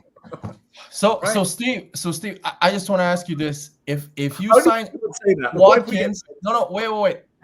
There are strikers that I really like. Like Vlahovic. Dovbyk. Do you like No, Dovbyk? Dovbyk, I've watched He's him. about to sign for Roma. He's about to sign for Roma. Wait, let Stefan talk. Yeah, go on. Yeah, okay. So strikers, the reason why I'm negative, just like Dan is, about the actual striker market is if you look at the top marquee strikers that are available. If I had a magic wand, Steve, I would want to sign Watkins. I love Watkins. I think he's one of the most underrated players in the Premier League. Okay. Martinez. Yeah. No, he misses too much, Dan. He's not a good fan. Wait. man. What? He misses too He's much? been good. He's been good. You could say Osimhen misses too much. Like the top. Okay. Wait. Let me. Go on. Osimhen. Okay, Osimhen. So Osimhen, they won 150 million euros for a guy that makes Thomas Partey look like a gladiator in terms of his injury record. Second of all, Osimhen has only scored over 20 goals in one season in all of his professional career, and you want me to pay 150 million for that? Sorry, no. I'll give you that. Thomas Partey was a gladiator until he came to Arsenal, and then he just folded. Okay, I'm talking about now. You're right. He's not a gladiator now. So was Van de Ven. Okay. No, actually, Van de Ven had injury issues. Yeah, he did. He did actually. But by the way, Alvarez came directly from the Argentinian, the Liga Profesional. Steve, that's what we are talking about. It's a risk, right? They signed Alvarez. They signed Alvarez with a high risk of him not working out, right? I think what Stefan and Dan are trying to say, and I back them with it, right? There aren't many strikers out there in the market that when you sign them, they guarantee but that's you. subjective. Harry Kane, for example. Harry Kane guarantees you 25 or 30 goals. Lewandowski. Isaac, I think Lewandowski Isaac don't guarantees, guarantee you right? 25. Not Isaac. No, Lewandowski doesn't. He's too old. His legs are Lewandowski not gone. He's anymore. fucking shit, and that's coming from a Polish Not guy, anymore. right? Yeah, same. Two Polish coming from a guys. Polish guy, right? Lewandowski's still good, Michael. No, Stop. I know. I'm over exaggerating, right? But he's on the other side of the hill. He's starting to get over he's over the hill. He's like 36 or I can't something. believe a Polish man is calling Lewandowski shit. No, I was over He exaggerating. was not good last year. Outside of 2 months ago. No, that's what it is. No, but he's over the hill, right? But yeah, my point is like there is like maybe 3 to 4 players where Arsenal can sign them and they will guarantee them to improve the team. But nothing's right? a guarantee. That's my point of I think there are names that will guarantee that. Watkins. Right? Watkins is one. But what I'm talking about is like injuries and stuff. Injuries can happen. I mean, other than like unforeseen circumstances, right? I'm saying that's why it's a risk, Dan. Can I answer this question? Right. Have you ever been to the horses? You're being petty. Have you ever been to the horses? You know what I'm talking about. I mentioned Alvarez. Have you ever been to the horses? As a huge Boca Juniors fan, Alvarez was the reason why they won the Champions League, the Copa Libertadores for River Plate. River Plate was a great team because of him and Enzo Fernandez. Yes. Great. He was ready to make that move. Whereas Belize, I think, left too early.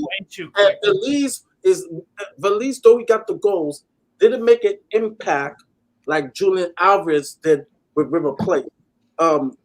So it's a big difference. And Julian Alvarez was linked to us, but he did the smart thing in his career and went to Pep. He swerved it. He went to Pep instead of who's.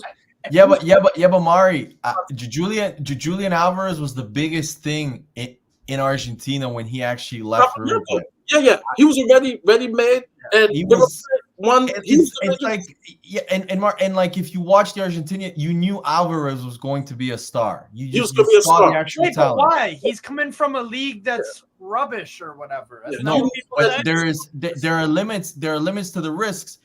Just like you say, there are risks to everything. Yes, you can pay 100 million for fucking Anthony, and he's shit, but he was They good. didn't pay 100 for him, but they paid a lot. Here's they another paid way to 100 put it, million. then, Steve. To finish this off, yeah, let's just finish this one off. Let's go back 15 years. I'll tell you 10 quality strikers. You Yeah. tell me 10 I'm not quality disputing strikers. that. Yeah. Right. So the point I think you're missing is the difference between quality, world class, and one who's got potential to be good. Potential to be that good. Yeah, because Right now, there is only about 5 players that are labelled quality strikers who have proven it in a top 3 league. Anyone else has got potential to be quality. Well, what do you consider top 3? That's the interesting part. English, Spanish, Italian. Yeah, I would agree. Yeah. And then I think German, that's fair. and then French. Look, see, this is what I mean. Jordan Watkins is not of international standard. The guy finished with the most goals and assists in the Premier League playing for Aston Villa, not for Arsenal, not for Man City. For the Euros. Ali Watkins is. How is Watkins not like? Watkins is improved as a footballer And by the way, every year of his international career as well. And by the way, international, right? We want to talk about those Harry Kane stinkers. And when Watkins came on, he was looking twice the player that Kane was. He won. The He did. international. No. Let's be fully frank. Watkins did more in 5 minutes than Harry Kane has done in his whole international career for England in a big game. I wouldn't go that far. Yeah, I wouldn't go that far. I get the point, but I won't go that far. Stop with this defense of this loser. I'm fed up now. No. I'm fed up. Let's stick to the Euros. I'm not going to go that far. No. I won't go that far. What has he done for England? Mari, tell me one big game where Harry Kane, like for example Bellingham against Slovakia, when he did something out of nothing to save the game for England when they were struggling, like Saka did against Switzerland when they were struggling. Tell me one moment where Harry Kane has taken the game by the scruff of just taken the game over, like the top player. Why do we want to credit Harry Kane as being this talisman, this top striker, but whenever his country fails, and he always fails with Bayern, with has he never scored a winning goal? Has he never scored a winning goal for England? In what big game, Dan? Tell me one big game. I didn't ask you that. I asked, has he never scored a winning goal? I can't, in a semi-final or a final, I can't think of one. I said, can you tell me about that? I didn't ask you that. I said, has he ever scored a winning goal? Yeah, in league games against Werder Bremen and fucking Everton. No. Stop trying to divert your bullshit. Yeah. Has he ever scored a winning goal for in an international game? Yeah. Yes. Okay. Then he's done something right. Okay. And he's done it more times than Watkins. I have a category. Okay. Wait. No. You don't have a category. I have 2 separate categories. I have world class and I have legends. For me, an international legend. Right, I don't put Kane there because I have not seen a club champion. Legend also. What has he done for clubs? Yeah, but legend. He's a Premier League legend because he's because he's had. He just scored a bunch of goals. He did. You have to give that. He's a Tottenham legend. He's a top legend. Now I get it. There's an upper echelon, right, where the Messis, the Platinis, the Beckenbauer. Those players, right? Like that echelon, he's not there for me because of that. Take the game by the scruff. I get you on that, but he's still world class. But he's not where I will. I've always said this about him. I've always said this. He is the Kevin Durant of football. Amazing stats, amazing talent, zero mentality, zero. Nah, but Kevin Durant's got NBA titles. He has never been a leader. And the thing that pisses me off about the media, the way they used to hound Wayne Rooney and David Beckham. David Beckham would lose the game and they would blame it on him sleeping with with a fucking Spice Girl The for Spice his Girl, bad performance. They would hound him. Wayne Rooney, they would follow him everywhere. The actual paparazzi. Everywhere. Harry Kane, whenever he doesn't, which he's never shown up in a semifinal or a final, it is always, it's the coach, it's the tactics, it's the fucking players. He goes to Bayern, where you're pretty much guaranteed a trophy. They're shit for the first time, don't win anything in like 10 years, and suddenly the problem is Thomas Tuchel. It's not Harry Kane. Well, Even no, though no, Harry no, no, Kane- bollocks, No. bollocks. The problem Harry was Kane Thomas scored Tuchel. 44 goals. All right, let me ask you this then, Steph, yeah? Always What defending this guy. What makes a better striker? What makes a better striker? One who scores more goals or one who wins more trophies? For me, if you're asking me, Didier Drogba, for example, didn't score almost half of the goals Harry Kane did. But Didier Drogba in the biggest games, in the FA Cup finals, But that's in not Champions what I asked League you finals. again. That's not what I asked you again. Listen to the question. What makes a better striker? One who scores more goals or one who has more trophies with his club? I'll go first. This is This is my Stefan. bad. It's not a black and it's not a yes or no or a black or white answer, Dan. Yes, it because is. It is quite it's not. I'm gonna agree. That question is kind of like it's not a wait, Dan. How about this? Wait, how about this context? What if that striker that you said who won trophies scored the most important goals for them to win the actual trophies? Yeah, that's what I was How gonna about say. that, Dan? Yeah, For example, Drogba might not have scored over 20 goals. I think he scored over 25 goals once in his career. He scored it when it mattered. But if someone scores 100 more goals than him, doesn't that mean they're a better striker? Okay. It makes them a better Like I'm not going to deny Kane. Kane is an amazing player. So doing the job as a goal scorer, nothing more, nothing less. Because one player does not win you the league. It takes a team. I mean, really, if you want to be technical, and you want to put it on the technical, say, who actually wins the Premier League? Man City or Rodri? Okay. First, Man City. First, the club wins, not the player. You need the player for each of their positions. Whoever scores the most goals in that league gets the golden boot. Not Man City. Okay. Steve can confirm this. How many goals did Harry Kane score against Borussia Dortmund, against Bayer Leverkusen, and against Real Madrid? He scored. How many goals did he score in the biggest games in the Bundesliga? Against Real Madrid. Scored a penalty. And Scored a against, penalty. by the way, also let's include Lazio in that as well. That was in the knockout Lazio, round. really? No, Lazio? No, I'm saying no. Stefan. I'm saying Kane didn't score in either of the Lazio games either. When Bayern in the knockout round before the Real Madrid one. Okay, no, the thing is, guys, in the Arsenal, did he score? He scored a penalty. So one. Clearly, he didn't score any against. He didn't score any against Real Madrid in the semifinal either game. He didn't score against Leverkusen. Did nothing. He was terrible against Leverkusen. He scored 2. No, Dortmund, he didn't score. Dortmund beat them 2-1, and I remember, I think the guy who scored. But they got beaten 4-0. Yeah, they beat. I'm talking about the game in Dortmund. He scored in the first minute of the game. Okay. I think he scored in that game, right? But I'm not saying. Look, guys, we gotta move on. Okay, no, Mark. Let me just say the final thing. Just the final, and we'll move on. I'm not saying Harry Kane is an amazing player and talent. Yes. I just get annoyed at the fact that this guy, who is the captain of the team and the talent of the England team, never gets any fucking criticism. If you want to bestow on him that he is the best striker in the world, give him that accountability also when he's shit. This Euros, he was the worst player for England. I grilled him. Okay, but wait. I read pieces against Bellingham, against Saka, against Foden. I didn't read one piece against Kane. One piece. It was a joint top scorer. Joint top scorer. His job is to but scored 2 penalties, right? Okay. I know he has. What did all the other amazing strikers in Europe do then? Why weren't they scoring more than 3? Why isn't Kane supposed to be the best guy? Why do you have to say what did the other ones do? Isn't Kane supposed to be the main man? That's why he got the golden boot. When? This Euros? Yeah.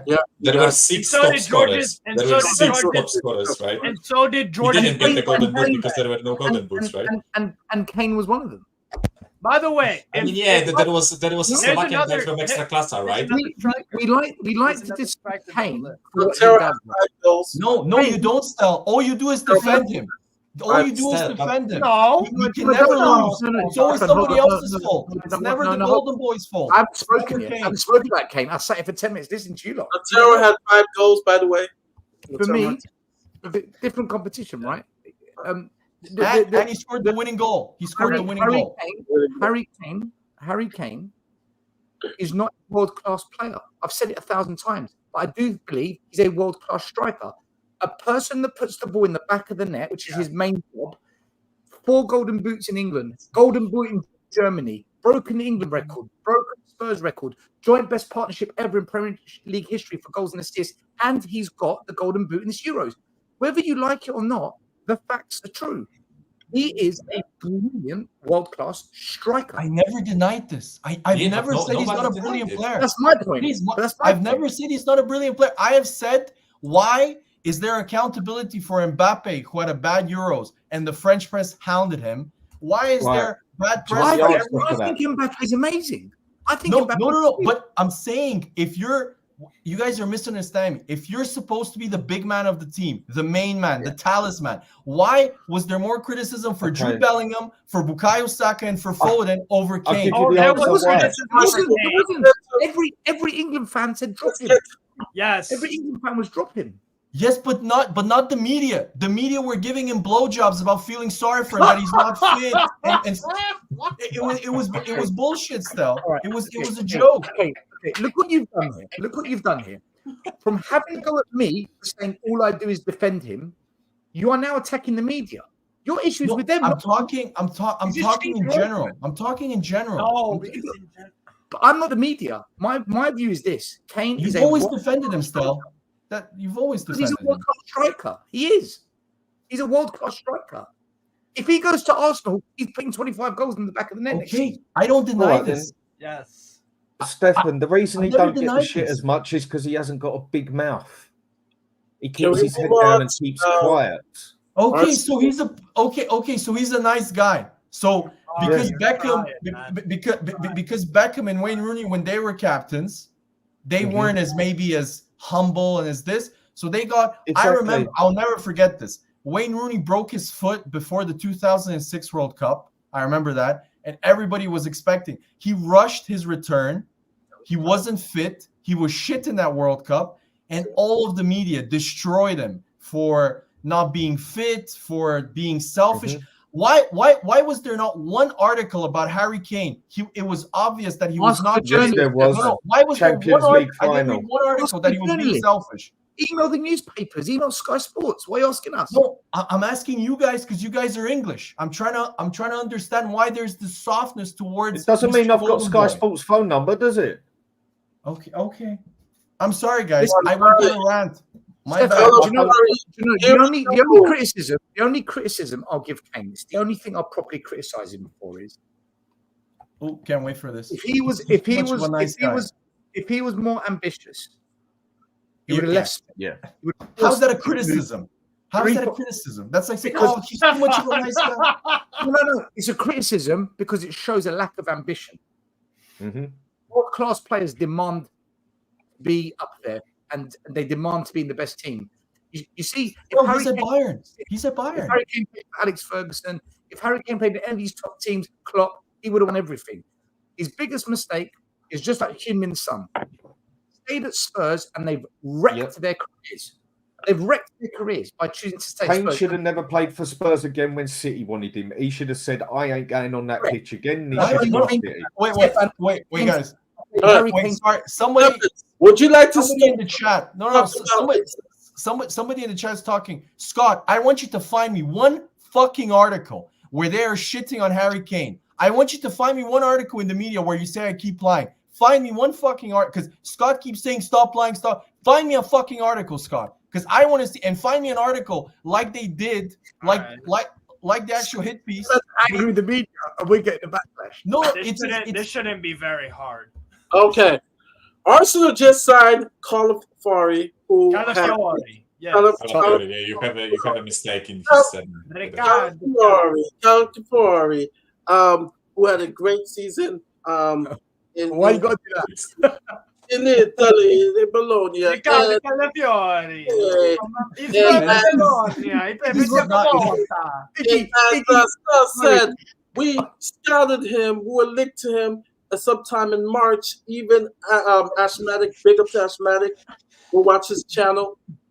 Did a whole scouting on him, and Italy had a bad Euros, and he was the silver lining. The silver lining. Iggy is cussing you if he's watching right now. Iggy's sitting there going, I know, Iggy. But him and Chiesa were Italy's two best players. For me, this is a quality signing. Good luck trying to press Arsenal. I think he's the best defender on the ball automatically. Better than Gabriel on the ball. Timber. But he's good on the ball. He can break that press. Not afraid to advance forward. You guys saw that assist for the equalizer. I mean, it's a quality signing. As a rival, Timber.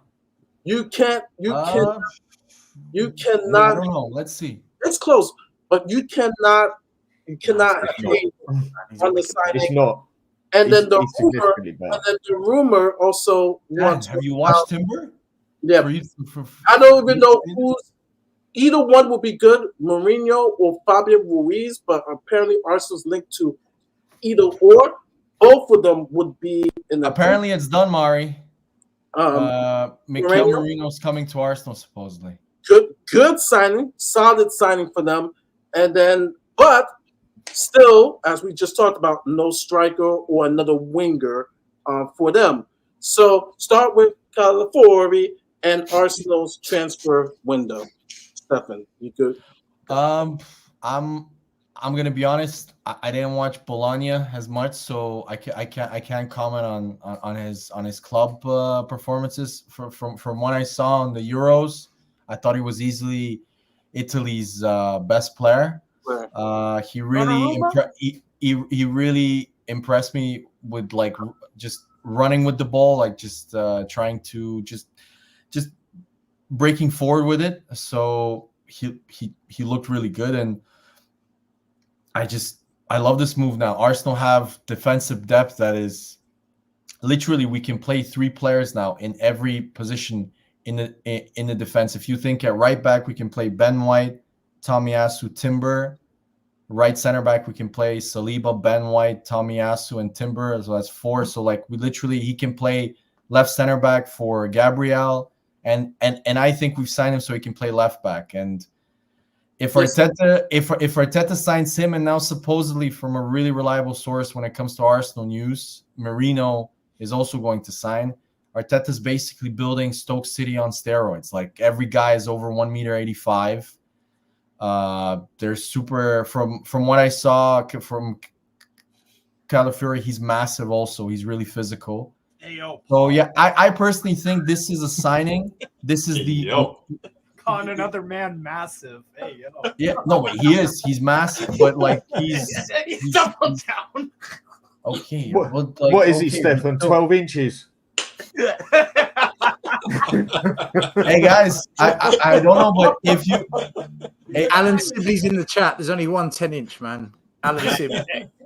but finally, I think this is the Martinez signing 2 years later. I think this was what Arteta saw Martinez that signed from Man United, and I think now he signed this guy.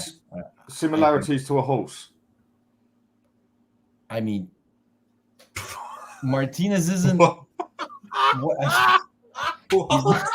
not a horse, but yeah. If you look at the chat, you laugh at the chat. Don't worry about it, mate. Go on. No, but it's for me. It's a really good signing, but I'm gonna be honest. I'm fed up of Arteta signing fucking defenders and Yeah, that's defensive midfielders. Like, it's time for us to sign a winger or a striker maybe. Yeah, but it's just he wants to have like the perfect defense. This is Do you think you need a striker? Because a year ago you debated with me that you don't need the striker, and then I you thought we started did. debating with your Arsenal friend even harder. And we just because had you a said debate no, 20 he said minutes yes. ago. We just had a debate Do you- 20 minutes ago about Do you need that striker? Do you I reckon? think yes, Dan, but the options that are available on the market, no.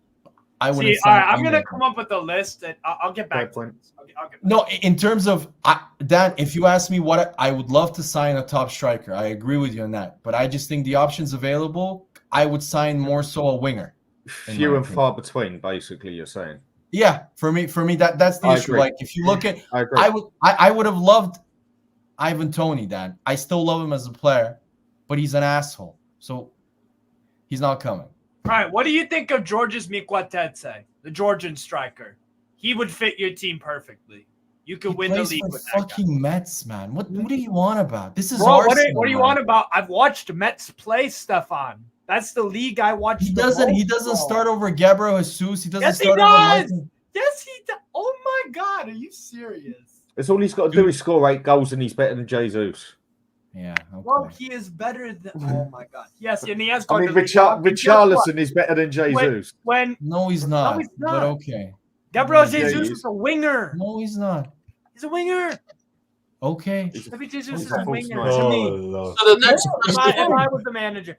No. Sorry. I know Georges Miquatetse. No. You know, Steve, you're right. We But really when need Miquatetse bangs in 18 goals next Yeah, year, yeah. I don't want to hear nothing about, this Miquatetse guy's quality. It's like, bro, look, here's the thing. He's gone to Monaco, Steve. Calm it's down. He's not Leon. gone It's to Leon. He's not even gone to the Leon. top French team. It's Leon. I literally saw a picture of him. Okay, Leon. Sorry. Okay, Leon. He was Okay. he Even grew up worse. with Leon. He grew up with Even Leon. worse. They're shit. They're not No, they're even not. in. They finished sixth. They're gonna be in Europa League next year. Tremendous. 6th in the French league. That is top quality striker. That And they were that gonna get Arsenal really relegated needs. in November. I thought they were gonna, but then Yeah, they brought in a good manager. they were- and okay. they're So a good team. Good team. if Arsenal find a guy that is genuinely guaranteed quality, like Michael said, like Harry Kane, where he guarantees you 25 to 30 goals, okay. In my opinion, there is not that striker on the market. And we scored 91 goals. I think the two positions that were the most unstable at Arsenal, the ones that you weren't sure who is on the team sheet, like for example, Gabriel always starts, or Saliba, or Declan Rice, were the left back position, which we have now filled, and now we're hopefully going to sign a number 8 in Marino, which is the other position that was kind of one person would play. Trossard would play, Havertz would play there. Then he switched it to Rice. So I think he's trying to sign the two positions where you could easily say that we could upgrade. And then I think once we sell a few players like Eddie and Ketia and Smith Rowe and Nelson, then I think we're going to go for a forward, either a winger or a striker.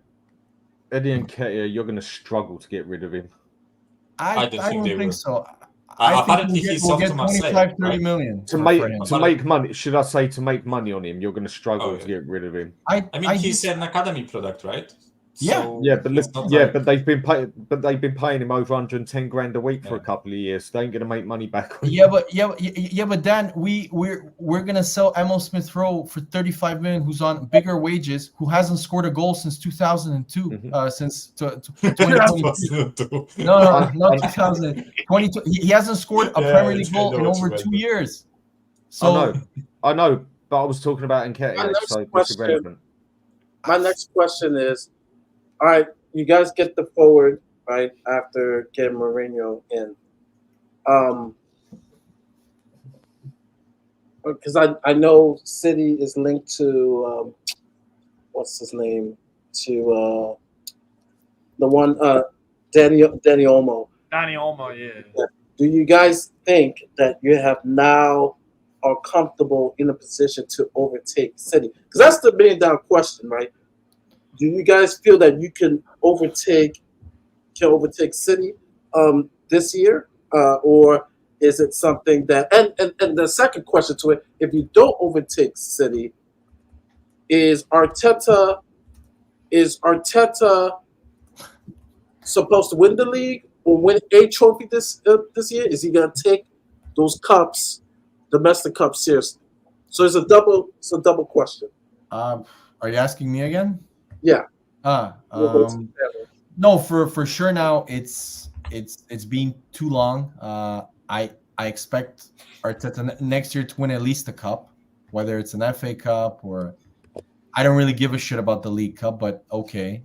I want an FA Cup personally, but I expect him to do that. But if you're saying close the gap was only 2 points, so it's not that large, and I think that we have closed the gap a little bit based on the fact that we have improved our start with those. If we sign those two players, we have improved our starting 11 potentially, or our depth at least. Starting 11 with Calafiori, who's a left back, he's gonna play there. He's better. He's a better left center back more mainly. Yeah, but he will Okay, play but left back for. He's gonna play left back for Arsenal, and he's better than Zinchenko or Tomiyasu. So overall as a player, so our starting 11 is improved. Marino is a very different type of profile that we don't have in our midfield, especially going forward at the 8th position. So I think we improved there too. If we sign another winger, a top winger like a Pedro Neto or a Williams from Bilbao, or a player like that, or a Jared Bowen from West Ham, then I would definitely be really confident that we could overtake City. If you don't sign a winger or a forward, I'm less confident. But then I look at the two players that really underperformed last year, and those were Gabriel Jesus because of injuries and Martinelli also. And I think they can play much better and contribute far more. No. Gabriel Jesus is bang average anyway. Come on, he's not. He's really not bang. Yes, he is. Zinchenko. Well, especially after that injury, Jesus is looking bang average. I agree. Yeah, no, but the problem with Jesus before he got injured. Yeah, he was good at one. Before the World Cup, he was the best player in the Premier League, man. He was the key to us to have that. To have that. The first 3 months. Okay, if you want to be like that, then for the first 10 games, Jamie Maddison was the best playmaker. He was. Yeah, arguably. Believe it or not, a career goes on for more than 10 games. I agree with you. That. Yeah. But Jesus has never been quality. Never. I don't know. From an Arsenal perspective, whenever he is fit in place, he creates. He gets assists. He creates so much for the team. So for me, whether he's quality enough to be a marquee center forward, I agree with you. No, he's not. He's not a quality like finisher in terms of he's not gonna score 25, 30 goals. But what he brings to the team, to have him in the squad, I'm really happy. He should be the backup winger though. He's winger. I think you guys are really sleeping. Jesus is a really good player. I'm definitely sleeping on Jesus as a striker or a 9 or whatever. Okay. As a winger, that's where he's done his best for Arsenal. Where he's done best for Man City. And at Arsenal, he's at some mixed levels of success. No. That's why he's not a starting player for you.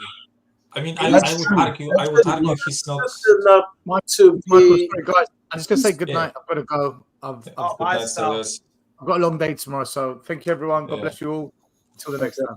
See you guys. But I would argue that Jesus is not really a striker. He's more of a false 9 or a roamer or however you want to call it, right? Which kind of warrants having a different expectation from him, right? Because when you sign a guy like Ivan Toney, he's a striker, he's the number 9, he will score goals, right? With Jesus, you kind of allow him not to be as clinical of a striker when your wingers score goals, right? Which was the case not this season past, but 1 season ago, 22-23 season, when you had that start, and he was 15 wins and 1 draw. We had 50 points in the first. It was like a ridiculous start. Yeah, I think you had 1 draw or 1 loss, right? No, and him and Zinchenko, who everybody now shits on, were easily the key pieces to that start. Zinchenko And Jesus is those first like 10 games that he played before the World Cup, he was ridiculous. Like he was so good. So for me, if he can regain a little bit of that form, Martinelli also, and of course if we can keep Partey fit, then yeah, I really think 2 points is not that big of a deal. Along with the fact that we will buy players that are. But in all honesty, and big up Mr. Post Office. All right, don't worry about Gabby Jesus. Trust me, I'm not worried. But from an objectional view, Gabriel Jesus is not the guy, along with Kai Havertz, not the guy. Well, no, I'll take that back. Kai Havertz has scored an important goal, Champions League. But so is Gabriel Jesus, Maury. Yeah, no, not the game winner. Like you heard, Havertz scored the game winner. But even then, it's like you take confidence with these guys. Say you guys do nothing. You take confidence of Gabriel Jesus scoring the goal or making the big assist. That's what has made you guys fall short because I disagree. You guys don't have a guy. That's not true. He's been injured. This is how can you make a difference when you say how can you make a difference in the big games when he was injured?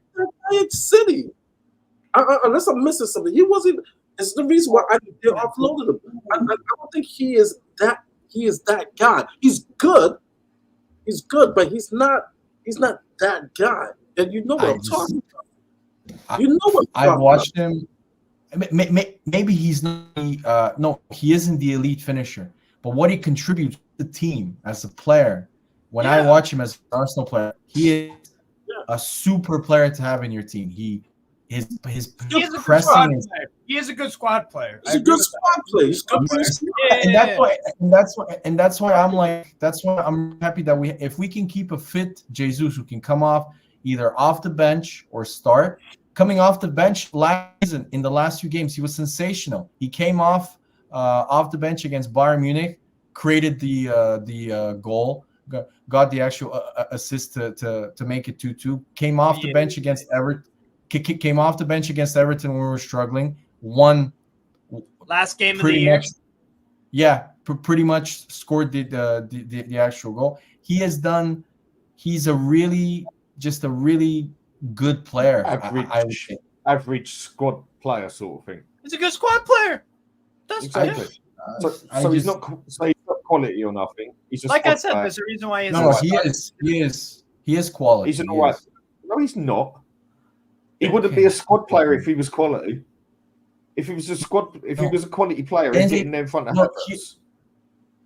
But Havertz, the only player that had more goals than Kai Havertz in 2024 was Haaland. Oh yeah, Haaland. The only player that had more play goals because Cole Palmer had more goals than Havertz, but that was because of penalties. Are you now gonna tell me that Havertz is a quality player? Well, Havertz isn't a quality player. No. You guys are right. Jesus is shit. Havertz is shit. But somehow Arsenal scored 91 goals. Yeah, and that's credit. That's no, because I just. But I'm not. Nobody said that. I'm saying that. How can you say Havertz is not a quality player when Havertz? He's not a quality player. What do you call quality? I said Havertz is a quality player. But he's saying a good player. I watch. He's a good player. I watch. Yeah. I call him a quality player because I watch what he does for the Arsenal team. How he helps build up the play. How he holds the ball up. How he runs into space. Defensive work. Yeah, and then pressing wise, second to none. Also. Okay. Let me put it different.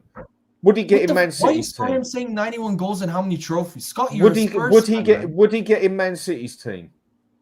Kai Havertz? That's why they sold him. Yeah. Would Kai Havertz get in Man City's team? Kai Havertz would not get in Man City's team. Right. I mean, because they have Haaland. They have Haaland.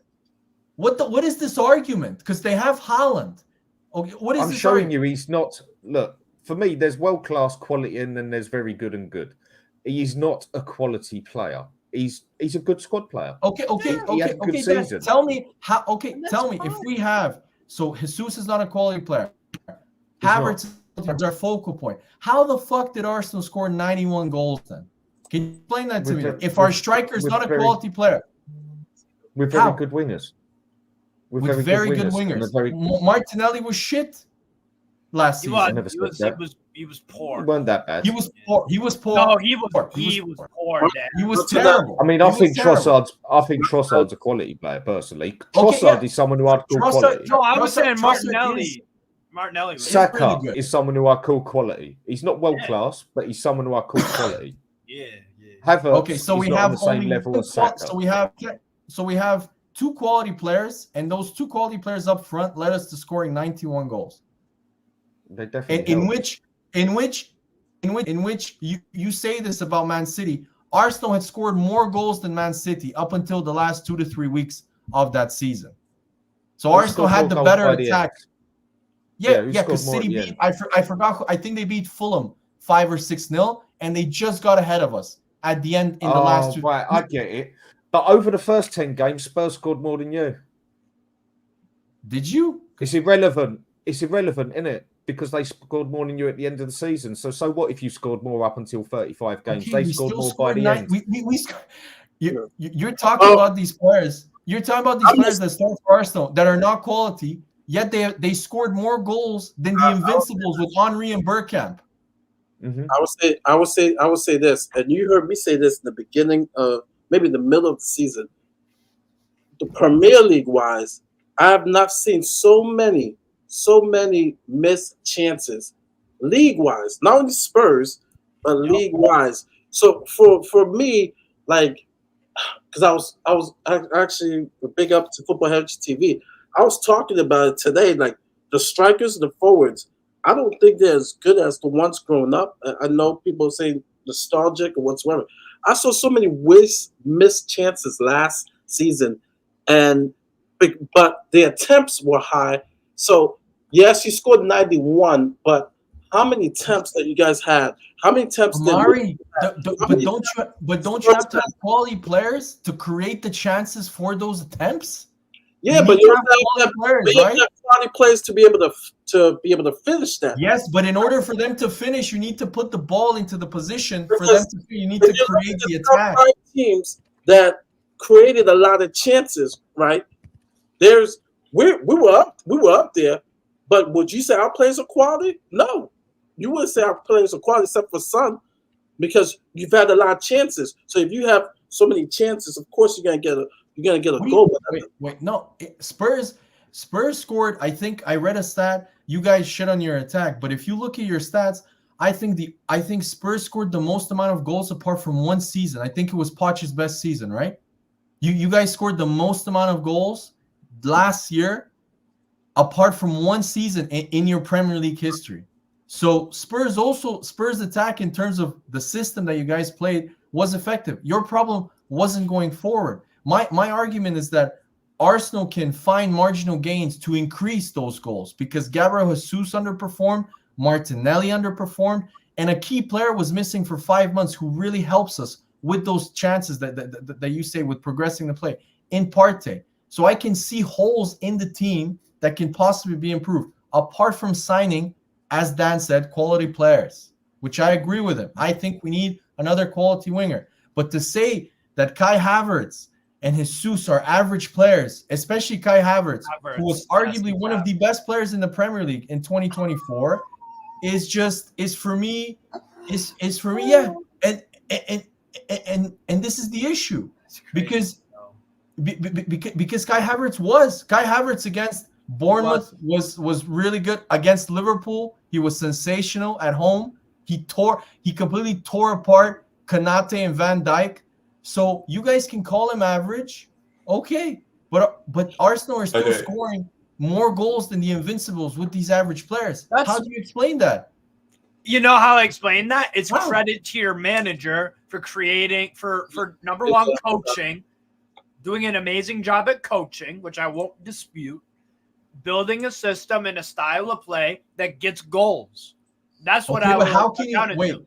I'm not saying you don't have quality players. I'm specifically talking about Nketiah, Havertz, and Jesus. You need to upgrade on those three players.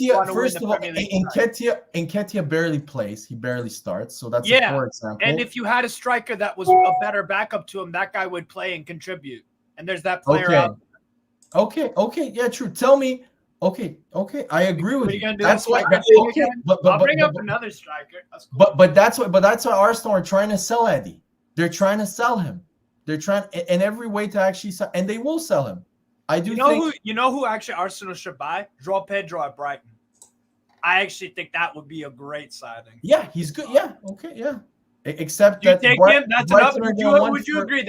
Would you agree? João Pedro at Brighton is an upgrade on those three players I listed: Nketiah, Havertz, and Jesus. No, not on Havertz or Jesus. No. You don't think João Pedro is better than really? No. Havertz. Yeah. Wow. Havertz. The amount of disrespect towards Havertz was one of our best players in 2024. Our Arsenal were the most informed team in 2024. He was a key piece to that. How is he average?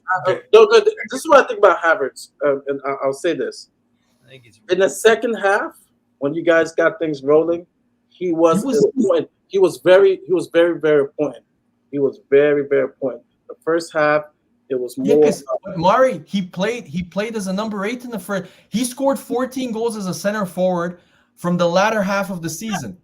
Yeah. If he had started, I would argue that if you look at I'm saying no, he was I said it on the stream. I said Havertz is right now playing like your most important player in the second half.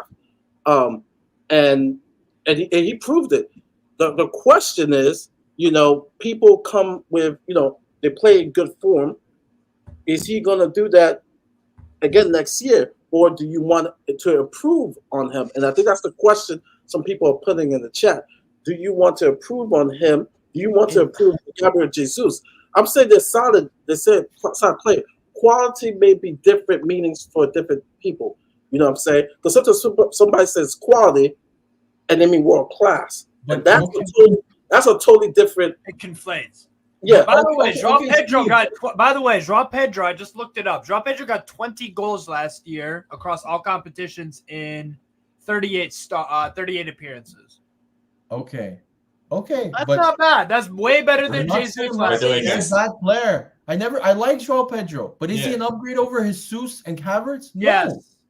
I think. By the way, guys, easily. I just checked because I didn't believe at first, but this was actually our second best offensive season last season. Thank you, in the history of the Premier League. That's honestly quite bad. I didn't expect that. Like we had 74 goals in 17-18, and we had 86 in 16-17. And those were like the two other seasons. This season we had 74. That's actually kind of mad. Although one thing has to be said that over the years the amount of goals scored in the Premier League has risen significantly. Because this past season was the best goal scored, like the highest goal scoring season 3.23 ever, goals per game or something like that. Yeah, and 2,000 goals scored or something like that, right? Or no, I overdid it, but something bad in terms of like goals scored. Tony, I would say Tony. But let me read Sava's comment, because this is what I agree with in regards to Havertz. He says, "Big up, Sava. Let's sum it up with common sense. Havertz isn't as bad as ever makes it out to be. That's what I've been saying. He starts for Arsenal in Germany. We know that. He's unconventional, but he has uses. He's good. He's not quality. But I'm not. He's not quality. Okay, yeah, but he's not he's a purple patch player. That's what he is. He's not a purple patch player. He was extremely consistent from January to the end of the season. Okay, why? And that's what I said. That's a purple patch. Why didn't you mention? No, it's not. He shifted. Why didn't you mention? Why didn't you mention 2023? What? Why didn't you mention what he did? Because he was rubbish. Because he wasn't good. Because he wasn't good because he was playing. He was playing as a number 8. Add some context. Add some context to your arguments. When he shifted to a striker, he scored 14 goals. From January until, so arguably from that sample size, he's a purple patch player, if you argue if he had started as a striker from August, you could easily make the argument that Havertz would have scored over 20 goals in the Premier League. Hey, if he does, then I'm wrong. But for now, he's been a purple patch player ever since he left Bayer Leverkusen, and that was I don't get how you can say, like, you can have the best system in the world, Steve. If you have shit players, you're not going to score 91 goals, no matter how amazing this system is. So you can say these are average players, but you can't explain to me if they're average. How were they able to score 91 goals? Okay, because they're not average. Would you say he's a world-class player? The system and the would you say he's world-class? No, I wouldn't say he's world-class. Would you say he's a quality player? I would say he's a quality player, just like Jesus is. No. He's a 6 out of 10. Me, he's a 6 out of 10. Exactly. He's a good player. He's a good player. Guys, how can you score 91 goals with just good players? No. We were talking about Havertz 5 seconds ago, and now we're talking about 91 goals. Which one are we talking about? Are we talking about Havertz or Arsenal 91 goals? Okay. You guys just said Jesus is just a good player. Havertz is just a good player. Martinelli was poor. So Arsenal's 91 goals came from 2 players, Saka and Trossard. That's the only two players. No, it also came from your center backs. You guys were brilliant on set pieces. You guys were amazing on set pieces. Okay, we scored. I think we scored 15 goals from set pieces, 15 or so. Yeah, and that was like 4 more than the next one. No one's saying he's even poor. No one's saying he's crap. Yeah, people are just saying he's 6 out of 10 player. Yeah, nothing special. He's no fucking Barcelona, Real Madrid player or Man City or whatever. Dan? So why did Real Madrid want to sign him when he was available at Chelsea? Well, if they really wanted to sign him, they would have done it. If they really wanted to sign him, Stefan, if they really wanted to sign him, they would have been able to, and they would have done it. No, Chelsea just had too much money. They didn't pay the money. They didn't want to pay 60 million. Real Madrid get what they want. That's all I know. Let me get to a couple. Also, strong Arsenal links. Before that, I have to go, guys. Hey, big up Michael. For the show. The signing of Moreno, like I said, is another solid signing. Great signing for Arsenal. I love it. For Fernandes will also be another good signing. Like I said, once again, is he good, Mari? Is he good? He's solid. He will give you, at this age of 21, he will be a solid 7, possible 8. He tackles well. He a center mid. He can pass. Yeah, he can pass.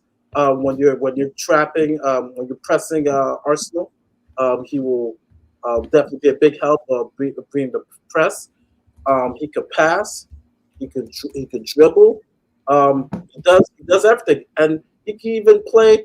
The 6 sometimes. Because he tackles well. He has. I think some aggression to him. So he's very versatile, and I think that's what helped Arteta, because he could use him in the 8, definitely use him in the 6 sometimes. I think it's a solid signing for. You're talking about Marino or Ezekiel? I'm talking about Ezekiel. Oh yeah, because I seen like 2 or 3 Boca games, and he was the standout player in both of them. Yeah. No, he also looks like, for a midfielder, he looks physically really like well built too. Like he looks like he can play in the Prem.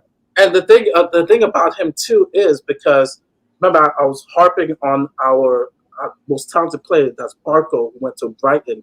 Yeah, when you look at some of the film when I watch the games. Because, like I said, he's like a Swiss Army knife. He's very versatile too. Barco's coming from the wing into the inverted, coming into the middle, and who's there? Fernandes, and they're going 1-2, and they're going into Cavani, and it's beautiful football. So for me,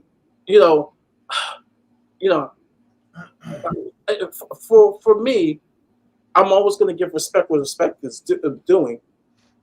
Arsenal. Wait. This link with Fernandes is, I wouldn't say they're from very credible. Like they're not from. They asked me that question, so I'm going to tell you as a Boca fan, and from what I've seen, what type of play. If this link is true, if it's true, you guys are strengthening your midfield, especially for a guy who can be very versatile for what you guys want. The guy is aggressive. Tackles real well. You know, if you get Partey injured or Rice gets injured, he will be very good, and actually very good offensively on the ball. Like I just said, him and Barco working together, on the attack, it's beautiful. So I would say, like honestly, the midfield, like the defense, is going to be scary with Mourinho and then Fernandez. Well, Fernandez will be your fourth, fifth midfielder. I mean, on the pecking order, that's good to have. That's very, All very. right. That's- And wait, guys, let me tell you guys, because I watched. I woke up quite early, yes, to watch the friendly. Arsenal's, they have a young player called Ethan Nwaneri. Yeah, he played well. I'm not gonna do the generational stuff, but guys, let me tell you, He looked good. He looked very he's good. really, really good. Like I like he Skelly can- as well. I like Skelly. for a 17-year-old, the way his technique and the way he controls the ball. If he doesn't get an injury and he puts his head down and works, I think he can play for this team. I really do. Did you like Skelly? Skelly played well against Bournemouth. I really like Skelly, but Skelly played at left back, so I think him going into the first team is more of a long. But Ethan, but the other Nwaneri played as an 8. I thought he was extremely impressive. He defended really well. He tracked back. He kept the ball extremely. He's one of those players that when you give him the ball, you know he's not gonna lose it. He's really good in possession. Comfortable, very comfortable. And I'm telling you, he's gonna be. If Arteta manages him the same way like he did with Saka, with Martinelli, with Smith Rowe, sadly he got injuries after that. But I really think he's gonna be the next big Hale End star. He's learning from Pep in regards to building depth because big up to Saba, like Mourinho, Rice, Odegaard, Partey, Fernandez. Am I missing somebody? I mean, that is a good midfield. Jorginho, man. Jorginho's also a great leader. Again, a good. There, Stefan. You want to know another good squad player? A 6 out of 10, maybe a 7. Jorginho. Jorginho is another super underrated player. From and Fernandez can get better. Fernandez can be better. I'm saying he's a 7. He's a good. He's 1. He could be. You think he's amazing I'm jealous. I mean, first of all, we're losing a good player.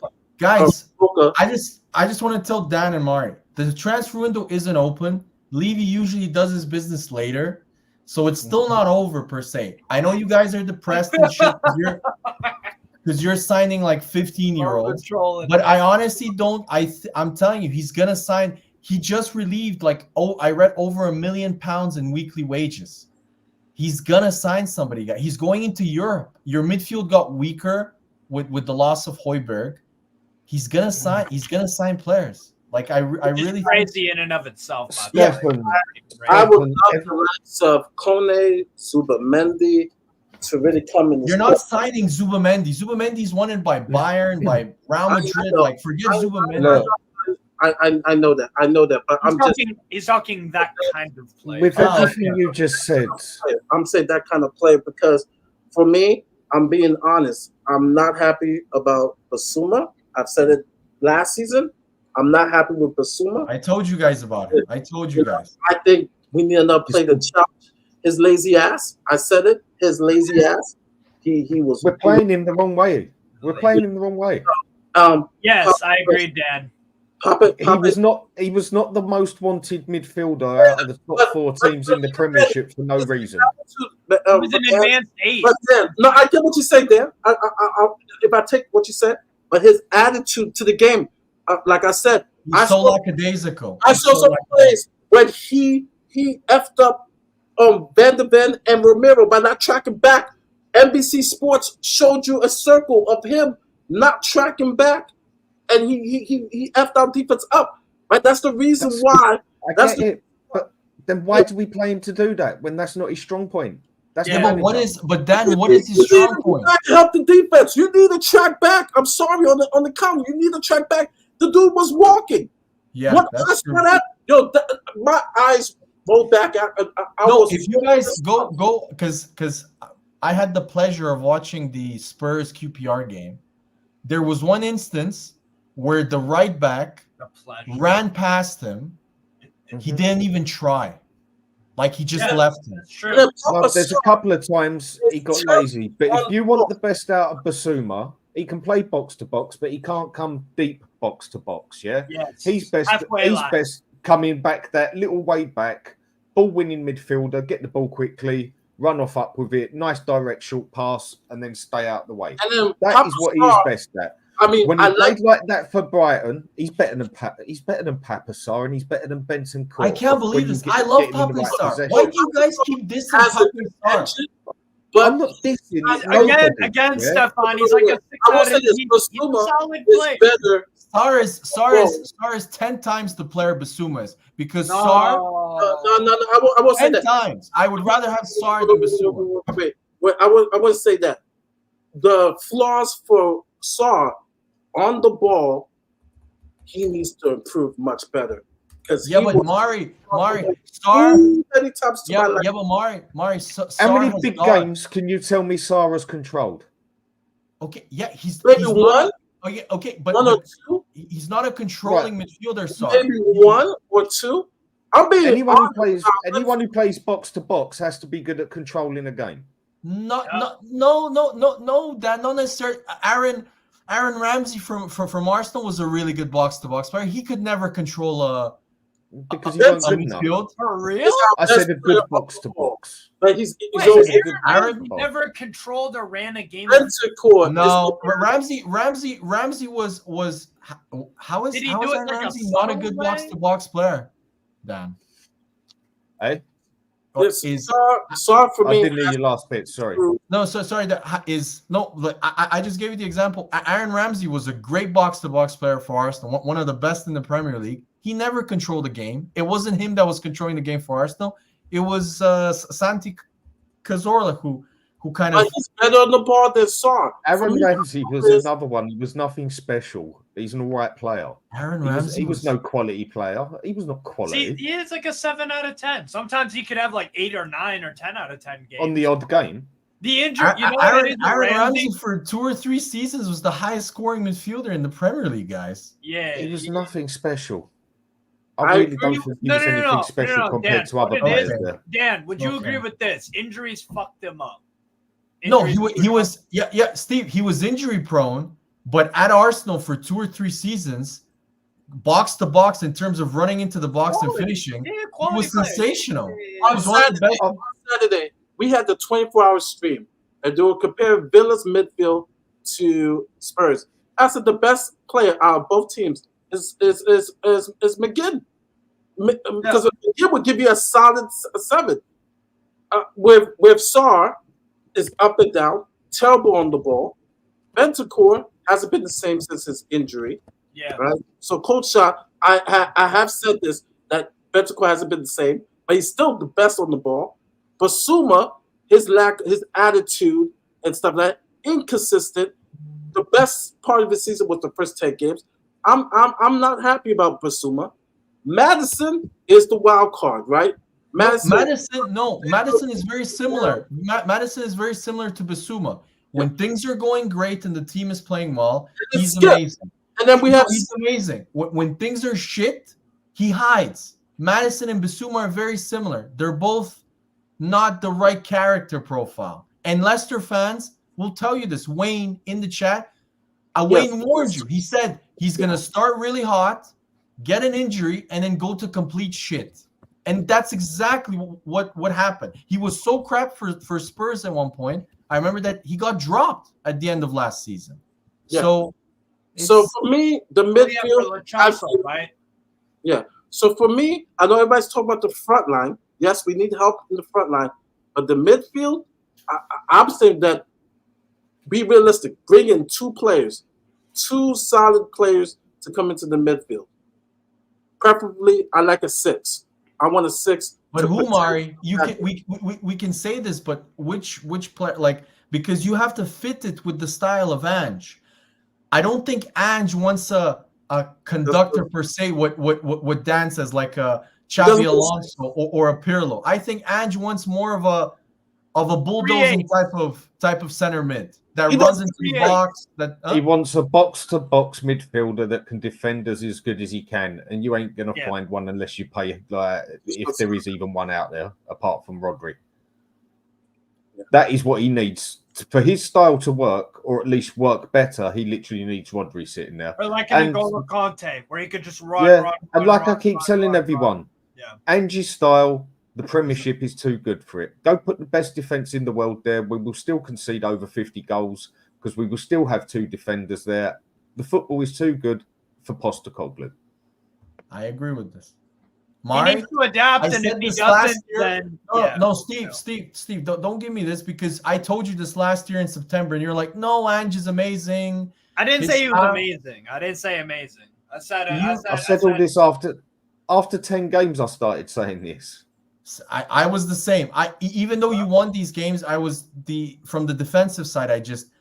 To see you guys invert both fullbacks. Man City and Arsenal don't do that, and Man City are the ones that came up with this concept of they always invert just one fullback. You guys invert both, which to me was just which to me, and I honestly think if he doesn't change, away games to Europe and fucking Bulgaria, Serbia, and places like this where you're gonna play. Bro, Eintracht Frankfurt are in the Europa League. Porto. Yeah, no, I mean, there's really good teams, but I'm talking about the group stages where you're gonna have to go away. You're gonna be tired.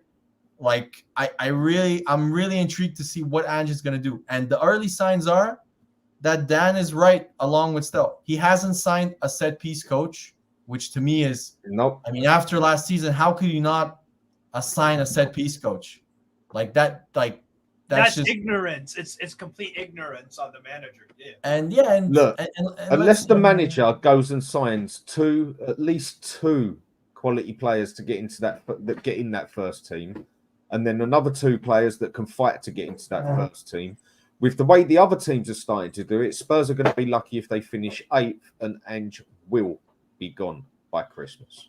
Oh yeah, he ain't making. No, Dan. He's not going to fire him Christmas. Levy's favorite time is March, April. Let's be honest. No. This one, he'd do it different. It'd be gone by Christmas. If he's not up there in 4th place or within, say, 6 points of it, he's gone by Christmas. That's what history says anyway. Let's see. Because Ange, let's be honest, he has been backed the most out of all the coaches there. Yeah, he has. I would do you agree with me, guys, Dan and Mari, that he's been backed more than Conte, more than Mourinho? Right, I'll give you an honest one here, yeah? He got to pick all his players. No. So with that, I don't think he's done a very good job then. Because out of the 11, 12, 13, 14 players he signed, how many of them have actually been good? Van de Ven's been good, very good. Vicario. I'm not as I know Vicario. Vicario for me was the goalkeeper of the season, but guys, you cannot be a top goalkeeper if you have such a massive glaring weakness. Wait. Can we rewind? Say what you said again. In my opinion, he was the what of the what? He was the best goalkeeper in the Prem last year in terms of overall performance. But I cannot call him a top goalkeeper because he has a massive weakness. Like, it's so glaringly bad, his weakness. And what is his weakness? Set pieces. Crosses. Yeah. Set pieces. He's horrendous. Right. Okay, so Raya hasn't got his down points either. Vicario's a much better shot stopper than Raya. Does Raya have a glaring weakness as bad as Vicario's? Really? Really? You guys are telling me that Raya you guys are telling me that Raya has a weakness that you literally every single game noticed how teams were targeting Vicario on that specific week. That's how glaring it was. Just like how Raya, when you press him, he can make mistakes, some untimely mistakes. That pass against Bayern Munich. He's not very good on spur of the moment. He's not very good on spur of the moment decisions. Look, every player's got their ups and downs. Vicario is a better shot stopper than Raya. Alisson's the best keeper. No, he had a terrible season last year, Alisson. I don't know but again, going back to Postecoglou, out of the 14 players that he signed them because that is what he said. I am Okay, being yes. loyal to my manager now. I am being loyal to my manager because I'm believing that he's not a liar. Out of the 14 players he signed, how many have actually been good? Like, come Van out de significantly Ven, good. Van de Van Ven, Vicario. Udo. No, he didn't sign. Yeah, Udo. He didn't sign with Doji. Yes, I did. Who else? Okay, Brennan Johnson's horrendous. Werner's horrendous. Yep. Solomon. I mean, you can't Solomon. you can't make a judgment, guys. He was injured for He's an fucking 6 months. so we'll just say average. Oh no, we'll just say Solomon? jury's out. Jury's out on Solomon because you can't Out make of all those players that he bought, 2 of them were good. Very good. Yes. But Yes. but Dan, is that on him or is that on the sporting structure? He said stated not a clear player. as day that What? he picks and signs every player. Yeah. Clear as day. So Just I am now being let me finish, yeah. I am now being a loyal Tottenham Hotspur supporter who is backing up my manager 100% by believing what my manager has said to me. Or am I going to be heartbroken and find out that my manager's just a lying prick who takes it up off of Levy? No, I'm sticking up for him here. No. I'm sticking up for him. I believe him that he hasn't got a very good choice in players. That he goes and bloody Most signs Timo managers Werner. don't, by the way. Most managers don't. No, come Yeah, on, but come Steve. on, Steve, Steve, come on, out of Steve. 14, you've got to get more than 2 right out of 14. Okay, Steve. Okay, he goes and says, "Listen, I want Brennan Johnson." That if I'm a sporting director and he tells me that I want shut Brennan the F Johnson, up. he's my Let me number do my one job. target. That's what you tell me. That immediately worries me in terms of his talent ID. Yes, and that's and Stefan, that's why you're the sporting director and he's the manager. You get him the players. He shuts the F up and he works with what he has. There needs to be synergy. No, There has to be some That's what you synergy. understand. Step it. He walks in the door. And they're like, "Hey, Ange, No. Ange, we got a player for you that fits the Spurs profile. Brendan Johnson." What do you think he's gonna say? Yes. He's a yes man. Yes. No, Okay. Solomon, right? And, now, mind you, he says every player has gone through, right? So clearly we're smart enough to know that he's not scouting. He's managing and whatsoever. But they bring him tapes and whatsoever, and they're like, "All right, there you go, Brendan Johnson, Manor Solomon, yes." Yeah. Okay. Timo Werner, yes. No, but Mari, the thing I would agree with you and Dan on is the fact that he is a hypocrite. Like, for example, I remember watching him for ITV. Just a little bit. No, not a little bit. Like, I was watching him for ITV, and he was saying how much he loved. I forgot which team he was commentating on, but he was saying that I love the fact that they're trying really young players, like that the coach is bringing. Oh, he's talking about Spain, right? Or I think it was one Spain or England, and then you're like thinking, okay, Ange, okay, so if you love it, why didn't you try that with Spurs? Yeah. So a lot of the things that he says, like, for example, when he first came into the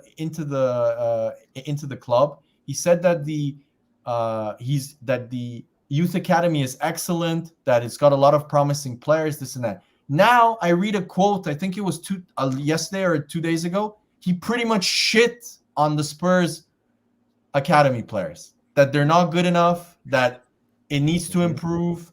So he consistently kind of I think it's to his own detriment. Like in December, I remember they were asking him, "Can you win the league?" And he was like, "Let fans dream." Then after, I think it was the Chelsea game, he lost his shit and said there's bigger problems. There's bigger problems in the club that I didn't know of. And off the field, there were problems. Yeah. So this is where I completely agree with Dan and Mari. He talks too much. Ange's walking contradiction. That's why I said I'm confused, because he says this year we're going to challenge for the league. I want signings early. I need my important signings early, right? He said this, right? He said this in May 22nd. He said this.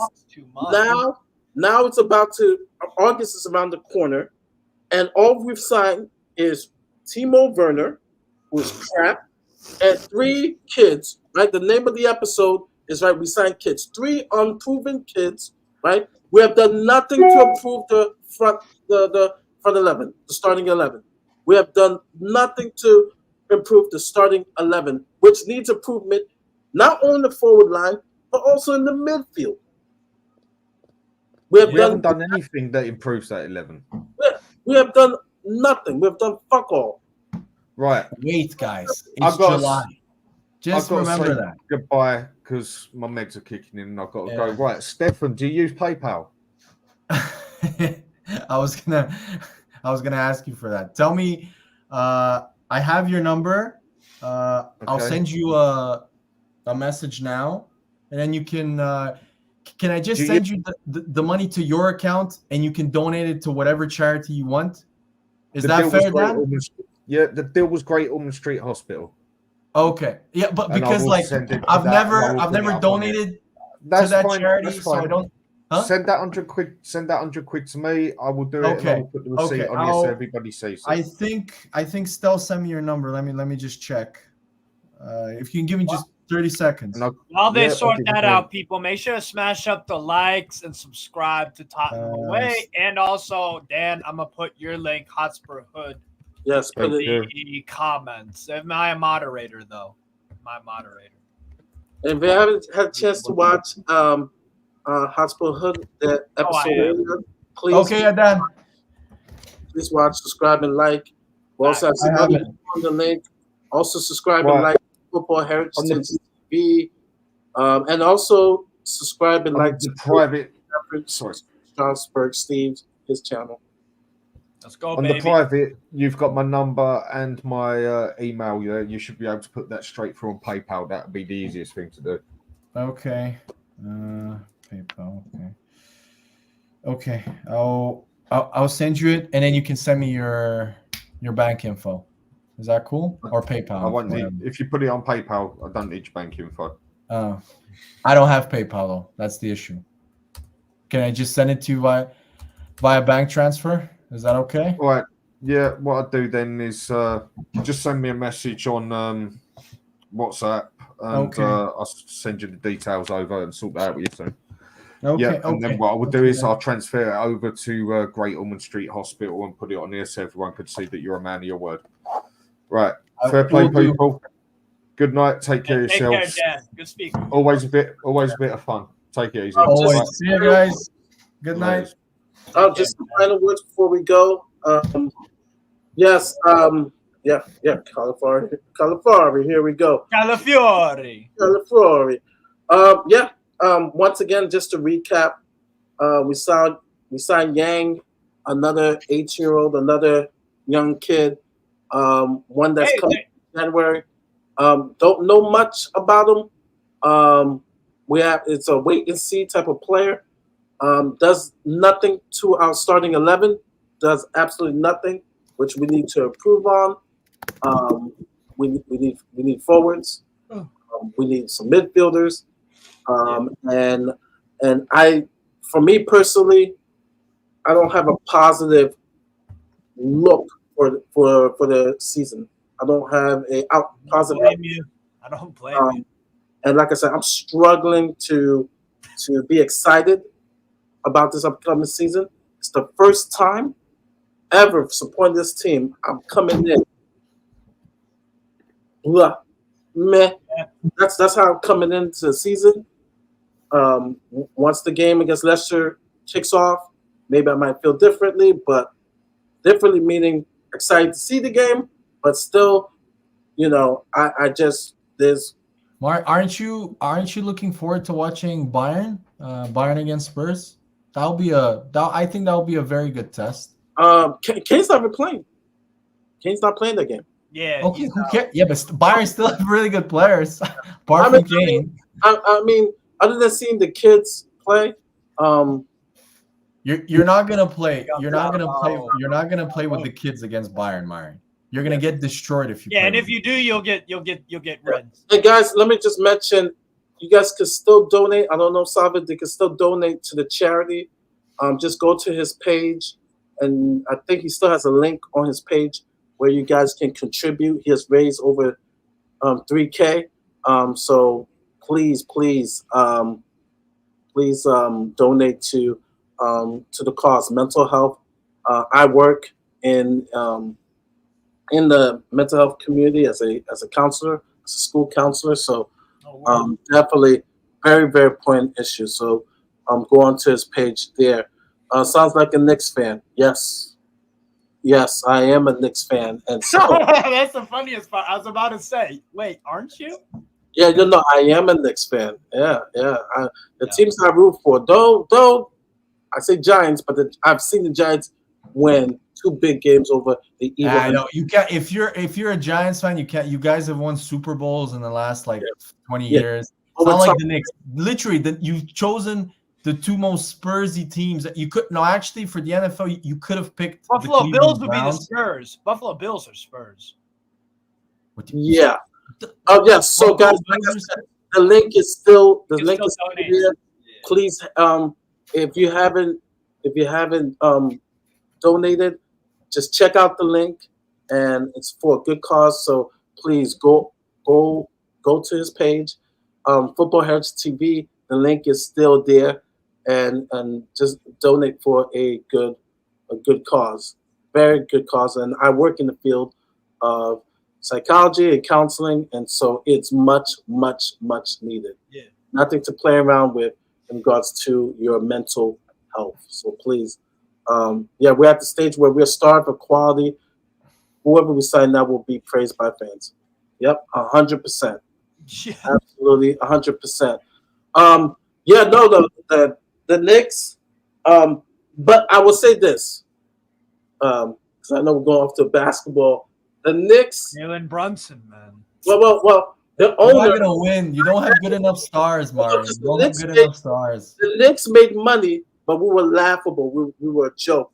Now that he has given up the power, almost. Dolan. You're talking about Dolan, right? Yeah, James Dolan. Yeah. That fucking bum. Now the Knicks have been respectable, almost to a point now we're championship contenders. Yeah, you got a squad. Yeah. Because of one man. Mari, you're not champ. You don't have good enough star players, Mari. I like squad depth. We go 1 to 10. Yeah. You cannot win. You cannot win an NBA championship without one star player. We're the second best team. Well, Brunson is becoming a star. He's becoming a star. He's not a superstar. But that's what I mean. You need a superstar. You need a top player. You need Giannis or someone like that, someone that can lead the team. And even though I love the way the Knicks play, I love watching them play basketball. They're great. They're great to watch. It's just I just feel that when the playoffs hit and the gameplay slows down like it always does, and it goes to one-on-one basketball, the teams with the best superstar players usually come out because look at the last two winners. The last 2 winners, Denver Nuggets had the best player arguably in the NBA. And then the next season, the next season, Boston Celtics, you would argue what Mari is saying. Even though they do have one superstar considered player, they have really good depth, Boston. So, yeah, I mean. Good depth. Yeah. No, it's not. So, yeah, so let's see. I mean, Mari, I just feel sorry for you, man. So much pain for you over the Knicks, Spurs. Fuck me, man. That's awful. Hey, it could be worse, man. You could be a Pittsburgh Steelers fan like me in the last 10 years. Fucking hell, man.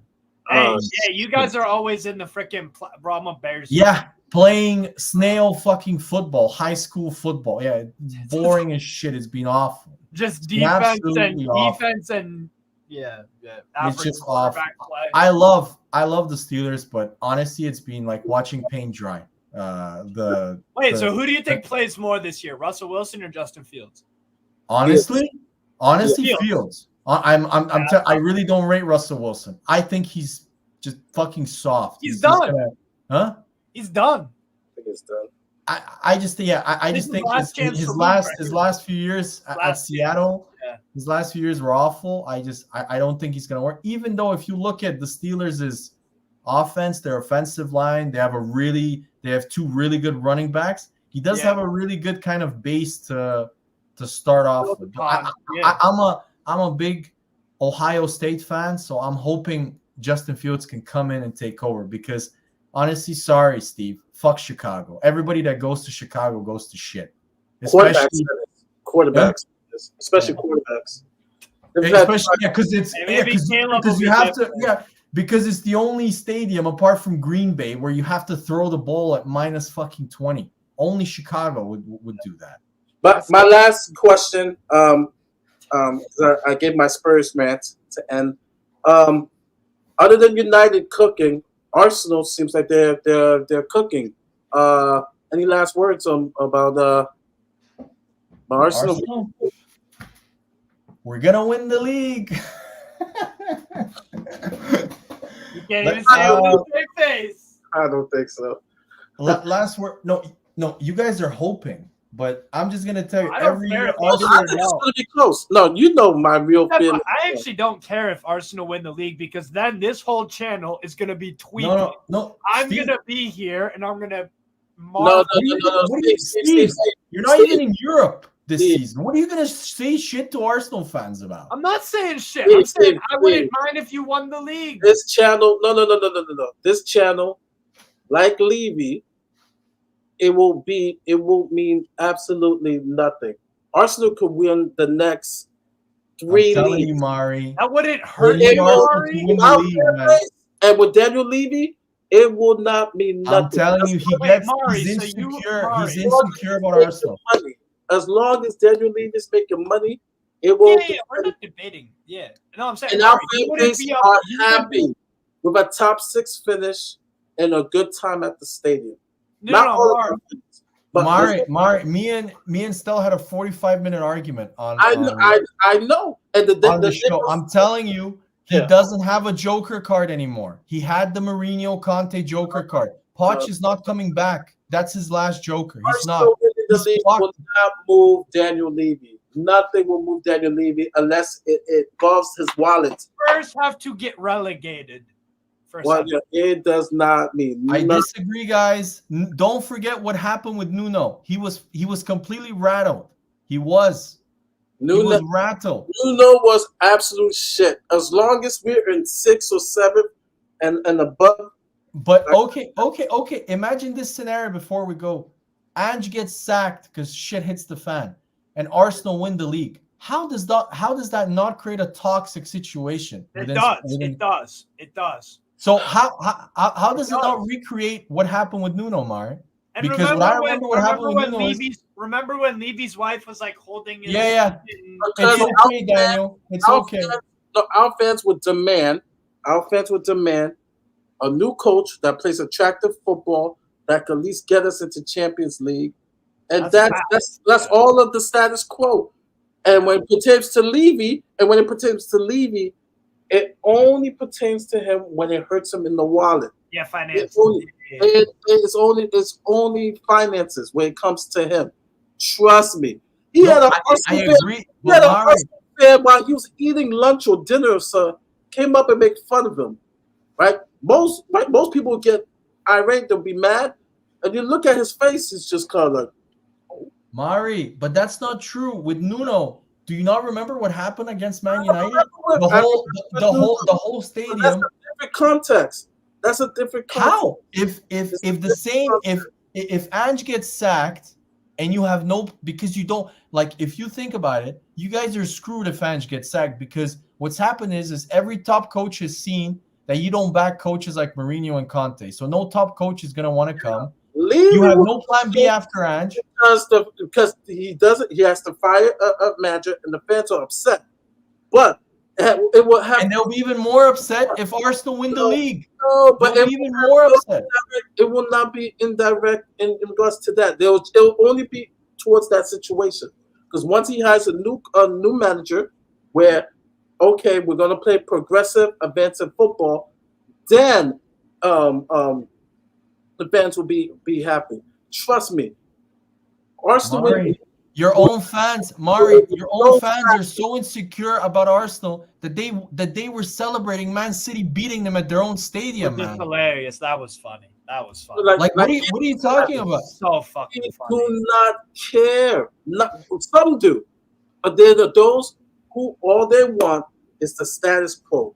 You hire a coach that plays both football top six and above, and a good time at the stadium. That is, unfortunately, that is what will keep this fan base happy. I disagree, Mari. I think the tide will turn just like it did with Nuno. 20 years without a trophy is a long time. You can't just keep going. You can't keep going to an you cannot keep going to an experience that consistently disappoints you, because that's what Spurs are. Our fan base, when we got smoked against, you know what? And JP went to the store, to the fan area. Yeah. People were drinking their Moscato, their beers, laughing. Buying merchandise. Prawn sandwiches. Yeah, that's a fact. Like we didn't get smoked. Come on, man. Come on. I'm telling you, Mari, if Ange gets sacked and Arsenal win the league, it's gonna be more toxic than Nuno. Cracker said it best. He said winning trophies is a bonus. It's a bonus. It's not an obligation. It's not an obligation. It's a bonus. It's a bonus. I'm telling you. A lot of fans think like crackers. You're wrong, Mari. Mari. That would be like saying to your wife, "Oh, having sex with you, that's a bonus." Like that's. Yes. No, it's not. It's.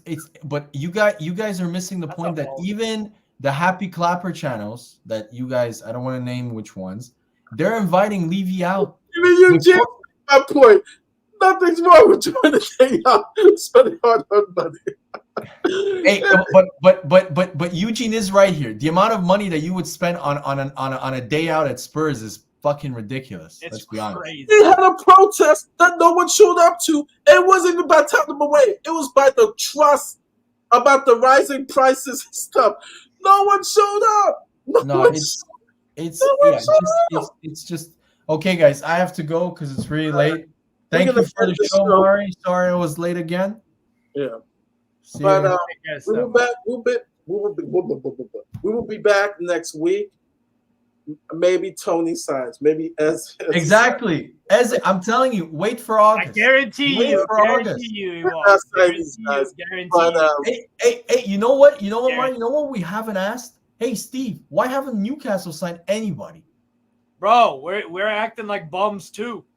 I'm jealous. We need to bring in that right wing. I'm jealous. You're a Warriors fan? You go to the stadium drinking.